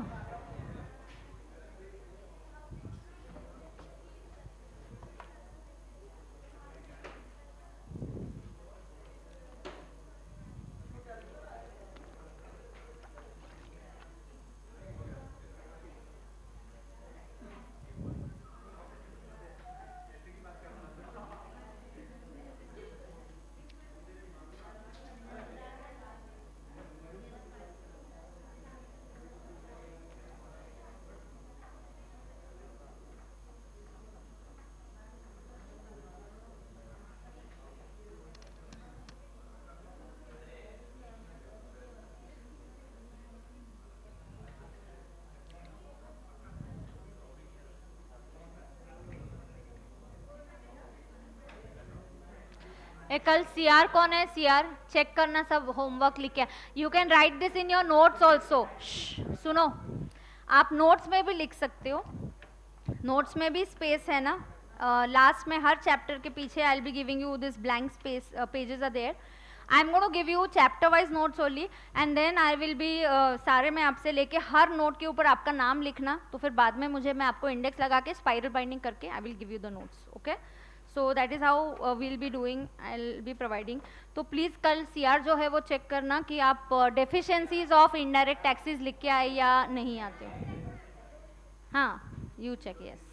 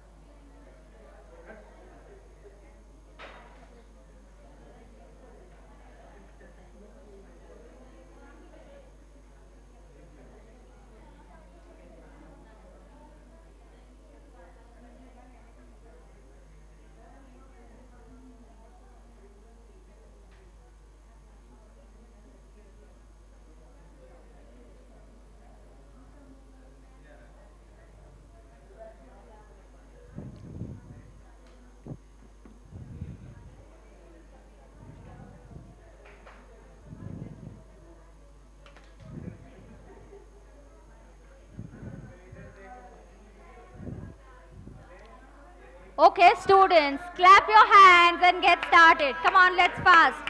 Clap your hands and spine cord straight. Come on.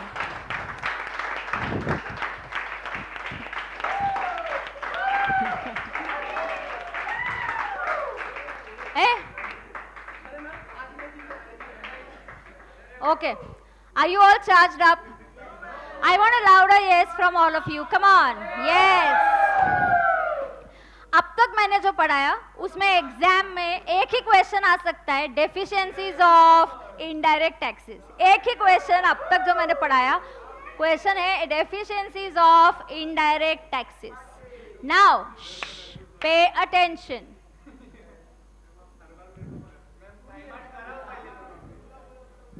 आ रहा है क्या तू टाइम आउट के लिए? हाँ, अब सुनो. Okay, boys and girls, pay attention and understand. Now students, हमने बहुत प्रॉब्लम्स पे बात कर लिया, बहुत समझ लिया. अभी हमें पता चल गया कि उसमें बहुत सारे प्रॉब्लम्स थे, इसीलिए we had to shift towards GST. Now what exactly is the system in GST? I'll introduce you to some simple concepts in GST and then we'll actually start reading about some parts of GST. Now what happens in GST? Pay attention. जब GST ऐसे decide हुआ 2004 में committee setup की गई और decide किया था कि हम जीएसटी लेवी करेंगे. ओके, एक कमिटी सेटअप की गई और उस कमिटी ने रेकमेंड किया कि आप नेशनल जीएसटी लेवी करो. क्या जीएसटी लेवी करो? National GST. मतलब one tax, one nation, one market. Today when I buy from Maharashtra I used to pay VAT, मुझे सेट ऑफ मिलता था. But when I used to buy, being in Maharashtra, when I bought from Gujarat I used to pay CST, मुझे उसका set off नहीं मिलता था. तो काय का one market. So we never had like one market, it was making a difference. India के बाहर से खरीदा, इंपोर्ट ड्यूटी है, उसका सेट ऑफ नहीं मिल रहा है. सो बहुत से ऐसे रेस्ट्रिक्शंस थे. Now we decided let's have national GST. When it was decided, then what type of GST should we have? State government said no no national GST, TTMM करेंगे. तेरा तू मेरा मैं. क्या करेंगे? टीटीएमएम. तेरा तू मेरा मैं. तो एक ही बार सुनो, एक जीएसटी नहीं लगाया जाएगा, दो जीएसटी लगाए जाएंगे. एक जीएसटी नहीं लगाया जाएगा, दो जीएसटी लगाए जाएंगे. तुम तुम्हारा जीएसटी लेवी करो, कलेक्ट करो और तुम लेके जाओ. हम हमारा जीएसटी लेवी करेंगे. It will go under state GST. So we don't have one GST, we have two GST और टुकड़ों वाला टैक्स. और रिमेंबर टीटीएमएम, और remember TTMM. So please understand, when there is sale,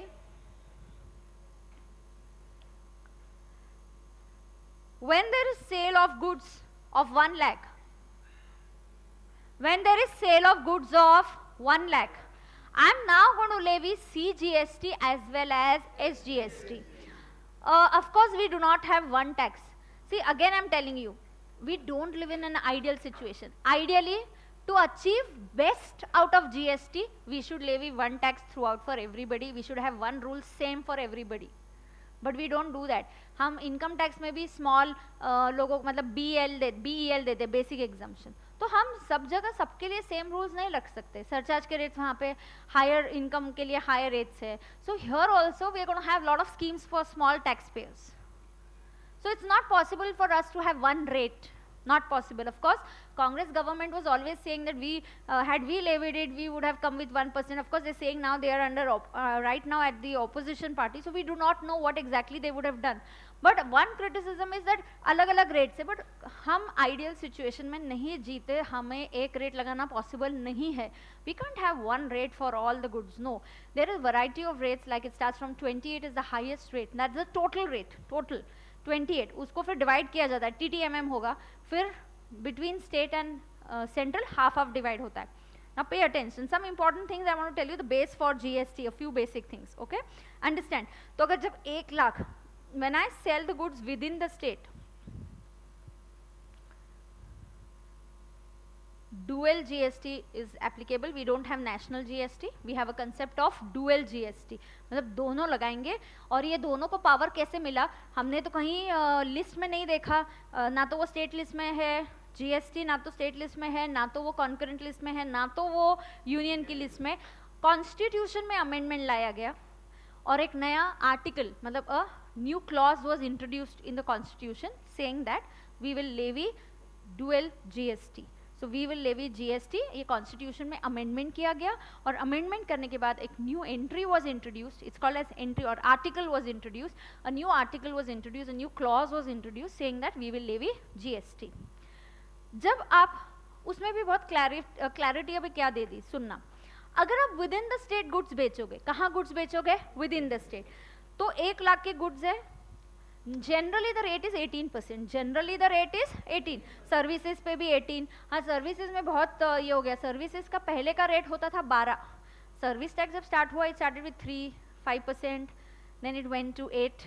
I remember 5%, then 8%, then it went to 12, and from 12 because they had in mind कि GST लेके आने का है, 18% के लोगों की तैयारी करनी की है, तो 12 से 15 कर दिया गया और 15 तक लाने के बाद फिर सर्विस टैक्स स्क्रैप हो गया और फिर अभी GST में 18% हो गया है. So the rate, general rate of GST is 18%. सो यहाँ पे ये जो सेल की वैल्यू है ना, समझना, सेल की जो वैल्यू है 1 लाख, इसके ऊपर लगेगा CGST 9% प्लस लगेगा SGST 9%. तो कॉन्स्टिट्यूशन में सोचो किस टाइप का अमेंडमेंट लाने की जरूरत है. पहले तो गवर्नमेंट ने बैठ के सोचा, कमेटी ने रिकमेंडेशन दिया, स्टेट के साथ मीटिंग्स हुई, फिर डिसाइड किया कि नेशनल GST करना है कि डुअल GST करना है, क्या करना है. तो ऑफकोर्स डुअल GST पे डिसीजन हुआ. Nobody was agreeing to national GST. So CGST भी लगा और SGST भी लगा. अब देखना कि ये मुझे करने के लिए कॉन्स्टिट्यूशन में क्या क्या चेंजेस करने पड़े. पहले तो ये हुआ sale within the state. आपको भी पता है ना 3 टाइप के सेल्स होते हैं, मैंने आपको बताया. एक इंट्रा स्टेट, एक इंट्रा, दूसरा इंटर और एक्सपोर्ट्स और imports. Right. Now let's understand. So if I sell goods within the state, SGST will also be levied and CGST will be levied. Of course, if I am selling goods in Maharashtra तो यहाँ पे होगा CGST तो central के पास जाएगा और SGST ये महाराष्ट्र का SGST एक्ट महाराष्ट्र का लगेगा. ओके. अगर मुझे सेल आउटसाइड द स्टेट करना है, sale outside the state, they came up with a new concept कि सेल की वैल्यू 1 लाख, इसके ऊपर लगेगा IGST 18%. ये 18 कहाँ से आया? C प्लस S का टोटल. IGST का tax is always equal to C plus S. ये कौन लेके जाता है टैक्स? नहीं, ये जाता है सेंट्रल गवर्नमेंट के पास. सेंट्रल गवर्नमेंट बाद में ये शेयर करती है स्टेट के साथ. अब ध्यान रहे, सुनना एकदम अच्छे से. IGST is integrated GST. Okay, integrated goods and services tax. IGST का कंसेप्ट आज तक किसी भी कंट्री ने इंप्लीमेंट नहीं किया. India was the first country to think and imagine and come out of a solution, think of a solution of this kind, because states had refused. See, if we had national GST, तो भले आप within the state बेचो, एक state से दूसरी state बेचो, एक ही GST लगता था, और फिर वो सेंट्रल गवर्नमेंट और स्टेट गवर्नमेंट के बीच में शेयरिंग होता था. बट स्टेट सेड नहीं, हम क्या करेंगे, TTMM with in the state है, हमारा हम लेंगे, तुम्हारा तुम ले लो. हाँ, इंटर स्टेट है तो फाइन, IGST करो, और फिर IGST का शेयरिंग होगा, आधा सेंट्रल के पास, आधा स्टेट के पास. सबसे important change that came in GST, ये जो आधा स्टेट को देंगे, ये कौन से स्टेट को देंगे, उस स्टेट को देंगे जहां पे गुड्स का डेस्टिनेशन होगा, जहां पे गुड्स आखिरी में पहुंचने वाले हैं, डेस्टिनेशन ऑफ द गुड्स, मतलब जो बायर जहां पे है. So in fact GST is a destination based tax. This was a change, a major change from the earlier indirect tax, जहां पे सेलर स्टेट को पैसे मिलते थे, अब बाइंग वाले स्टेट को पैसे मिलेंगे, जहां पे गुड्स जाते हैं वहां मिलेंगे. Many states suffered because of this, of course, like states like Maharashtra, Karnataka, जहाँ पे manufacturing is a major part. तो हम मैन्युफैक्चरिंग करके गुड्स बेचते थे तो पहले टैक्स महाराष्ट्र के पास आता था. अब जब हम मैन्युफैक्चरिंग करके बेचेंगे तो वो जो टैक्स है वो जो स्टेट खरीद रहा है उस स्टेट के पास जाएगा. बट गवर्नमेंट ने फिर भी बोला कोई बात नहीं है, किसी स्टेट का GST की वजह से नुकसान होता है, हम कॉम्पनसेट करेंगे. हम क्या करेंगे, कॉम्पनसेट. ऑन एन एवरेज हम देखेंगे GST आने से पहले महाराष्ट्र का इनडायरेक्ट टैक्सेस, सेल्स टैक्स में कितना कलेक्शन होता था, GST आने के बाद अब कितने पैसे मिल रहे हैं उनको, जो डिफरेंस है वो सेंट्रल गवर्नमेंट उनको देगी. ऐसा अग्री होता है, हर बार होता है. जब ओल्ड इनडायरेक्ट टैक्सेस में भी हम वैट की कंसेप्ट लेके आए तो वहां पे भी हम कॉम्पनसेशन देते हैं. But so here what is happening is, selling from one state to another, क्या टैक्स लगेगा, IGST. ये सेंट्रल गवर्नमेंट लेवी करेगा, और फिर इस IGST का सेटलमेंट किया जाएगा. It will be divided between states and central, half half किया जाएगा. उस स्टेट को मिलेगा जहाँ पे गुड्स का डेस्टिनेशन होगा. मतलब GST, मैंने आज नया और एक अभी आपको पॉइंट बताया, GST is a destination based tax. Is GST a value added tax? Yes. Is it a multi-point tax? Yes. Is it a multi-stage tax? Yes. Is it a consumption tax? Yes. Is it a destination based tax? Yes. Now listen, when I have to, now मुझे states और government ने मिलके ये decide कर लिया कि इस तरह से स्ट्रक्चर होगा हमारा. अब इस स्ट्रक्चर को इम्प्लीमेंट करने के लिए सबसे पहला काम है कॉन्स्टिट्यूशन में अमेंडमेंट लाना, क्योंकि no tax can be levied without the powers in the constitution. आपको कोई भी टैक्स लेवी करना है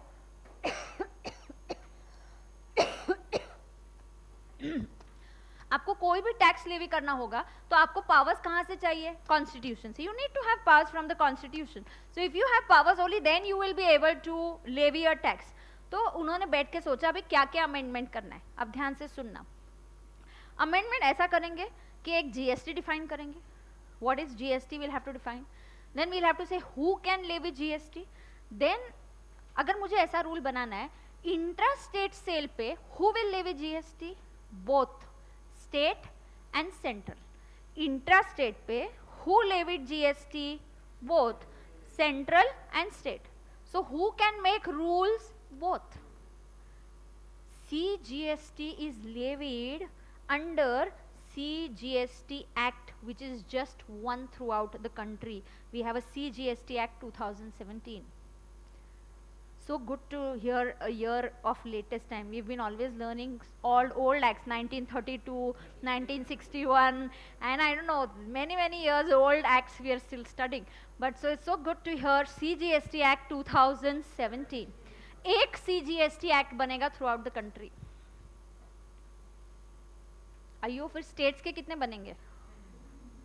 हर स्टेट अपना SGST एक्ट बनाएगा, हर स्टेट अपना SGST एक्ट बनाएगा. सुनना अभी ध्यान से. फिर आप बोलोगे मैम फिर से वही तो चल रहा है, हर स्टेट अपना एक्ट बनाएगा, फिर से वन नेशन वन मार्केट कैसे आ रहा है? हर स्टेट का SGST एक्ट सेम होगा. It will be copy and paste of central. CGST का जो एक्ट है वही आप कॉपी पेस्ट करोगे. Many rules are same through out.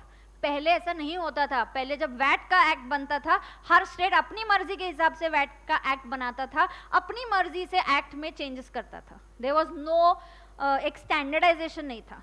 अब CGST act is a standard और उसके बेसिस पे हर स्टेट अपना SGST एक्ट बनाएगा.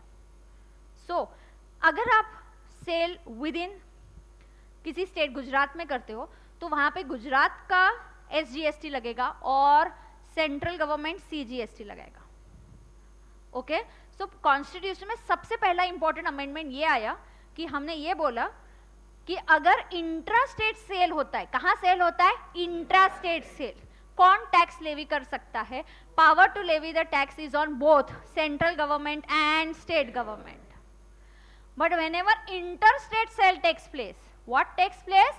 Interstate sale. Whenever interstate sale takes place, power to levy tax is only on central government. And what will we levy and call that tax as? IGST. So we have one IGST Act. And we have many SGST Acts. We have many SGST Acts. We have one CGST Act, we have one IGST Act, right? So power to make changes in IGST Act is with whom? Central government. Who will levy IGST? Central government. On what? Interstate supply. फिर आता है imports. Exports पे तो हम tax लगाते नहीं है, exports पे GST नहीं लगता है, तो सवाल आता है imports का. जब आप इंपोर्ट करते हो पहले लगता था BCD प्लस CVD. क्या लगता था? BCD plus CVD. BCD मतलब basic customs duty, CVD was a countervailing duty. CVD को काट डाला और इसकी जगह पे आ गया IGST. क्या आ गया? IGST. मतलब आउट ऑफ इंडिया से गुड्स अगर इंडिया में आते हैं, इंपोर्ट्स, और इंटरस्टेट का पावर सेंट्रल के पास है. किसका पावर? इंटरस्टेट. और इंपोर्ट्स का पावर किसके पास है? सेंट्रल के पास. CVD का full form is countervailing duty. It was a type of excise duty. अभी क्यों बताऊं, अबॉलिश हो गया ना, काट डाला ना. CVD is not relevant right now. उसकी जगह पे क्या आ गया? IGST. तो तीन टाइप के ट्रांजैक्शन. चलो चलो फटाफट, loud and clear. Within the state sale कौन सा टैक्स लगेगा? CGST plus SGST. हाँ, one state to another state, IGST. Importing from outside India, customs duty plus IGST. CVD was a type of excise duty. तो पहले अभी excise duty scrap हो गया ना, और एक्साइज की जगह पे क्या आ गया? GST आ गया. अब पता है क्या हुआ? आप देखो, पहले टैक्सेबल इवेंट होता है. मैन्युफैक्चरिंग किया तो एक्साइज लगेगा, गुड्स बेचा तो सेल्स टैक्स लगेगा, सर्विसेज बेची तो सर्विस टैक्स लगेगा. अब हमें एक ही टैक्स लगाना है, तो एक ही इवेंट डिफाइन करना है, और वो इवेंट होगा सप्लाई. अगर आप सप्लाई करते हो, it will B, you will be covered under GST. तो taxable event in GST is supply, and that is my second chapter. So taxable event supply है, तो मैं सेकंड चैप्टर में आपको सिखाऊंगी कि सप्लाई एग्जैक्टली होता क्या है. राइट? समझा क्या सबको? हाँ, चलो बताओ. एक मिनट. इंडिया में prior to 31st October, now why I am saying prior to 31st October, listen, there were 29 states, 7 union territories. 31st October को Jammu and Kashmir reorganisation act effective हुआ. राइट? जो आर्टिकल 370 हमने ये किया, अबॉलिश किया. So please understand now what do we have. We have एक state कम हो गया. कौन सा स्टेट? जम्मू एंड कश्मीर का. तो हो गए 28 स्टेट्स, और उसकी जगह पे आ गए 9 union territories. Jammu and Kashmir में भी वैसे भी कोई इम्पैक्ट नहीं पड़ा इतना हमारे लिए, क्योंकि GST was applicable in Jammu and Kashmir also. GST was applicable to whole of country on 1st July, but it was applicable in Jammu and Kashmir on 8th July. Jammu and Kashmir ने 7 दिन लेट डिसाइड किया कि हाँ, हम भी GST लेवी करेंगे. उनके पास अलग पावर्स थे, क्योंकि तब आर्टिकल 370 एग्जिस्टेंस में था. Article 370 was there, so that is why Jammu and Kashmir had their own powers कि हमें कोई टैक्स लगाना है या लेवी नहीं करना है. हम स्टेट के पास पावर्स थे डिसाइड करने का. तो स्टेट ने अभी तक डिसाइड नहीं किया था, फिर भी 8 जुलाई को उन्होंने डिसीजन ले लिया कि हम भी GST में पार्टिसिपेट करेंगे.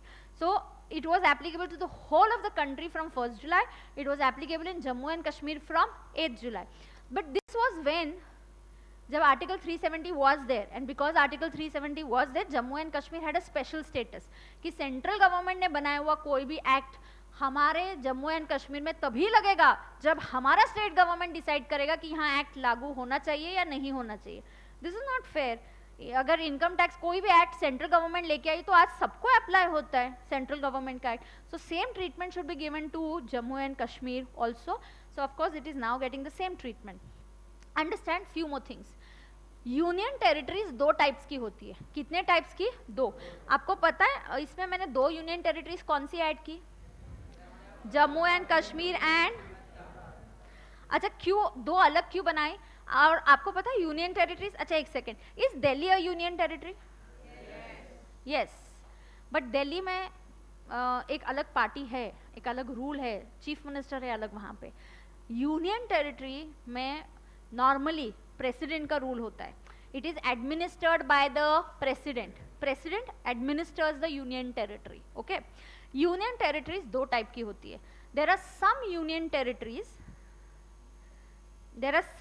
Territories, UT with their own legislature, मतलब उनके खुद के रूल्स है, उनके खुद के लॉज है. जैसे दिल्ली, पुडुचेरी एंड अब जम्मू कश्मीर भी आएगा. मतलब यहाँ पे उनके खुद के स्टेट गवर्नमेंट्स भी होंगे but they will be treated as union territory so that president का closely it is monitored and all that stuff. Jammu Kashmir को of course very soon it was promised कि हम उनको स्टेट का भी ये देंगे, लेकिन उसको टाइम लगेगा थोड़ा. It won't happen immediately, but as of now we'll treat it as a union territory with legislature. We already had 7 union territories.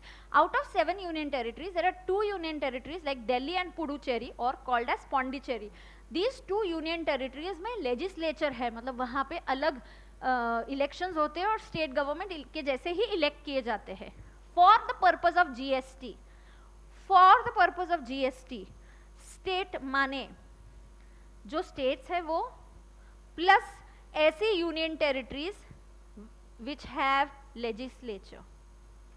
So 28 states plus 3 union territories जहाँ पे लेजिस्लेचर है.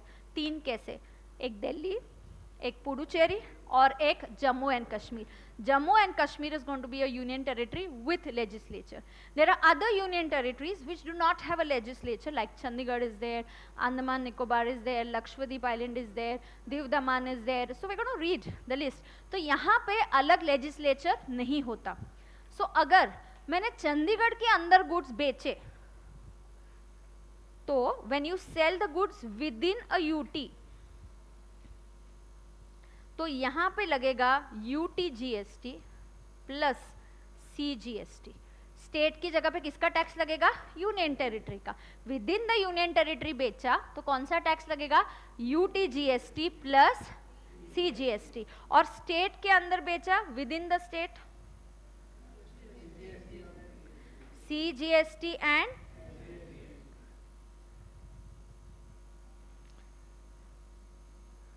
sale from one state to another or one union territory to another state, anything, it is going to be IGST. अब सुनना, UTGST का एक ही act है, UTGST act 2017. CGST का एक ही एक्ट है, CGST 2017. स्टेट्स के वेरियस एक्ट्स है, वेरियस एक्ट्स. एंड IGST का एक ही एक्ट है, IGST एक्ट. क्या क्या है मुझे पता. आपके सिलेबस में क्या है? ऑफकोर्स हम CGST पढ़ेंगे. तो हमारे सिलेबस में CGST एक्ट पढ़ने वाले हैं. CGST एक्ट के बेसिस पर ही स्टेट्स के एक्ट्स बने. और वैसे भी हमारा नेशनल लेवल एग्जाम है तो हमें कोई पर्टिकुलर स्टेट का हम एक्ट नहीं पढ़ने वाले. और पढ़ेंगे तो भी एक्ट मोर और less is the same. Hardly a few changes are made, otherwise everything absolutely copy paste होता है, जो पहले नहीं हुआ करता था. राइट तो पहले हमें हर स्टेट के रूल्स भी अलग होते थे, अब ऐसा नहीं है. तो मुझे बताओ कितने UTGST एक्ट्स है? चलो चलो जल्दी बोलो. 1 UTGST act. This will apply to all the union territories. कितने स्टेट एक्ट्स है SGST? वेरियस. किसको किसको स्टेट का एक्ट लगेगा? हर स्टेट अपना एक्ट बनाएगा plus 3 union territories for the purpose of GST will be treated as a state. For the purpose of GST what is the definition of a state? State plus 3 union territories having legislature. अभी Jammu and Kashmir का exactly 31 अक्टूबर को ही हुआ है change. I hope institute, हम of course statutory update जब institute के आएंगे तब देखेंगे क्या वो आपके अटेम्प्ट के लिए भी जम्मू एंड कश्मीर को एक यूनियन टेरिटरी ट्रीट करती है, क्योंकि Jammu and Kashmir reorganisation act था, it was suppose to be effective from 31 October. आपको 31 अक्टूबर तक के सारे चेंजेस एप्लीकेबल होते हैं. सो मैं आपको बता दे रही हूँ, बाद में अगर इंस्टीट्यूट उसमें से क्या होता है, बहुत चेंजेस होते हैं, बहुत सर्कुलर्स आते हैं, कुछ फाइनल लेवल पे डील किए जाते हैं, कुछ अभी डील किए जाते हैं, तो हमेशा एक जीएसटी के लिए स्टैट्यूटरी अपडेट आता है. So we will go through whenever that comes a few months before the exam. सो तब तक हमारा क्लास हो जाता है, तब तक I will communicate to you. If major कोई चेंजेस होते हैं तो I will record a lecture and I will put it on YouTube.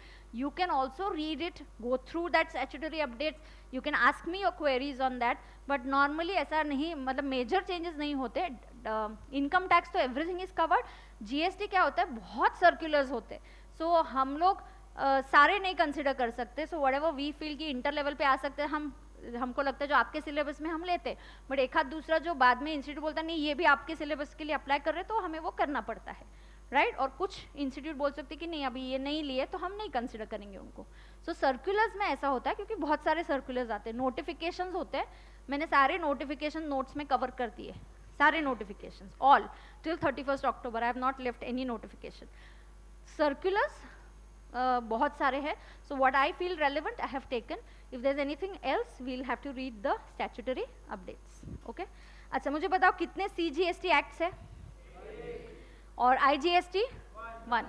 Is that clear to everybody? Yes. IGST कब लेवी किया जाएगा? One state to another state, और one union territory to another state, another union territory. Correct. Within the state क्या लगेगा? CGST, SGST. Within a union territory UTGST plus CGST. Is that clear to everybody? Yes. I'll just read one small paragraph and then leave you. Just one small paragraph I'll read and then I'll leave you.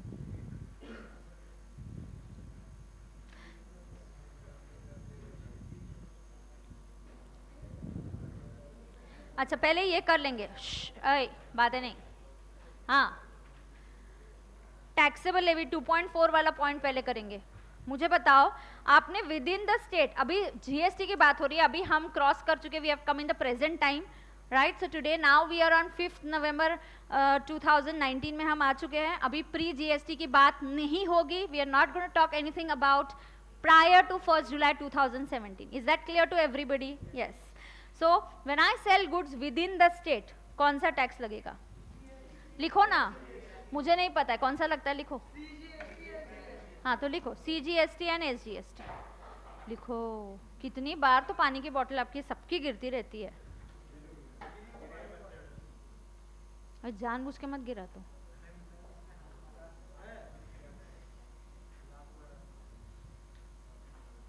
तू लिख रहा है क्या? हाँ लिख फिर. हाँ,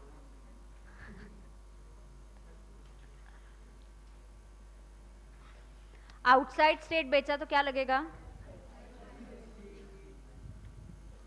and outside India से परचेज हुआ, परचेज लिखो, मतलब इंपोर्ट्स. एक्सपोर्ट्स पे तो टैक्स लगता ही नहीं है, इंपोर्ट्स लिखो BCD प्लस IGST.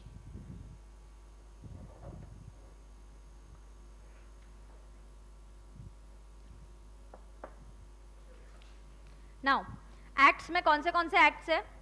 CGST के लिए क्या है? देयर इज सिंगल एक्ट, एक ही एक्ट है CGST के लिए, बता दिया है ना, ये तो मार्किंग कर देंगे.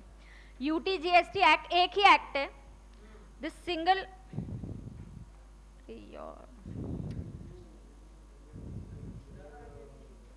Okay, UTGST is a single act. कहाँ एप्लीकेबल होगा? Andaman Nicobar islands, Lakshadweep, Dadra and Nagar Haveli, Daman Diu, Chandigarh, and यहाँ पे नाउ ऑल्सो लद्दाख ऐड कर दो. लद्दाख अभी भी UT ट्रीट किया जाएगा, विदाउट लेजिस्लेचर है वो, इट्स विदाउट लेजिस्लेचर.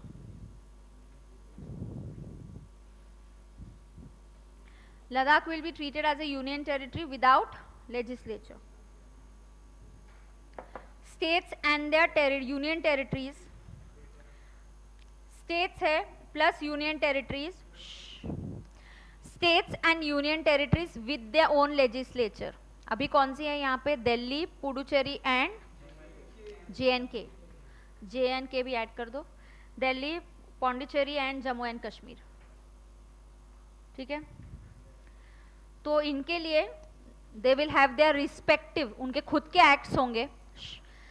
सो हर एक का अपना खुद का, they will have to enact their own legislation, मतलब उनको खुद का एक्ट बनेगा। मल्टीपल SGST एक्ट्स होंगे। Though there would be multiple SGST, the various, केरियस नहीं, वेरियस कर दो, वी,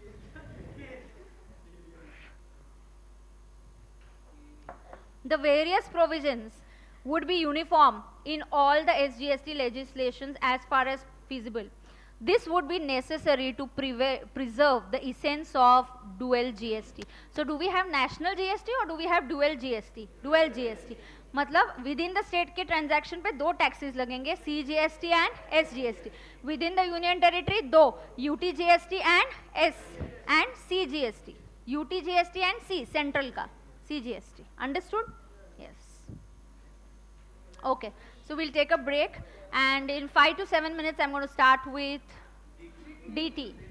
Yes.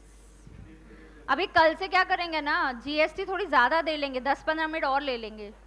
कल से थोड़ा GST का टाइम एक्सटेंड करेंगे, DT का कम करेंगे।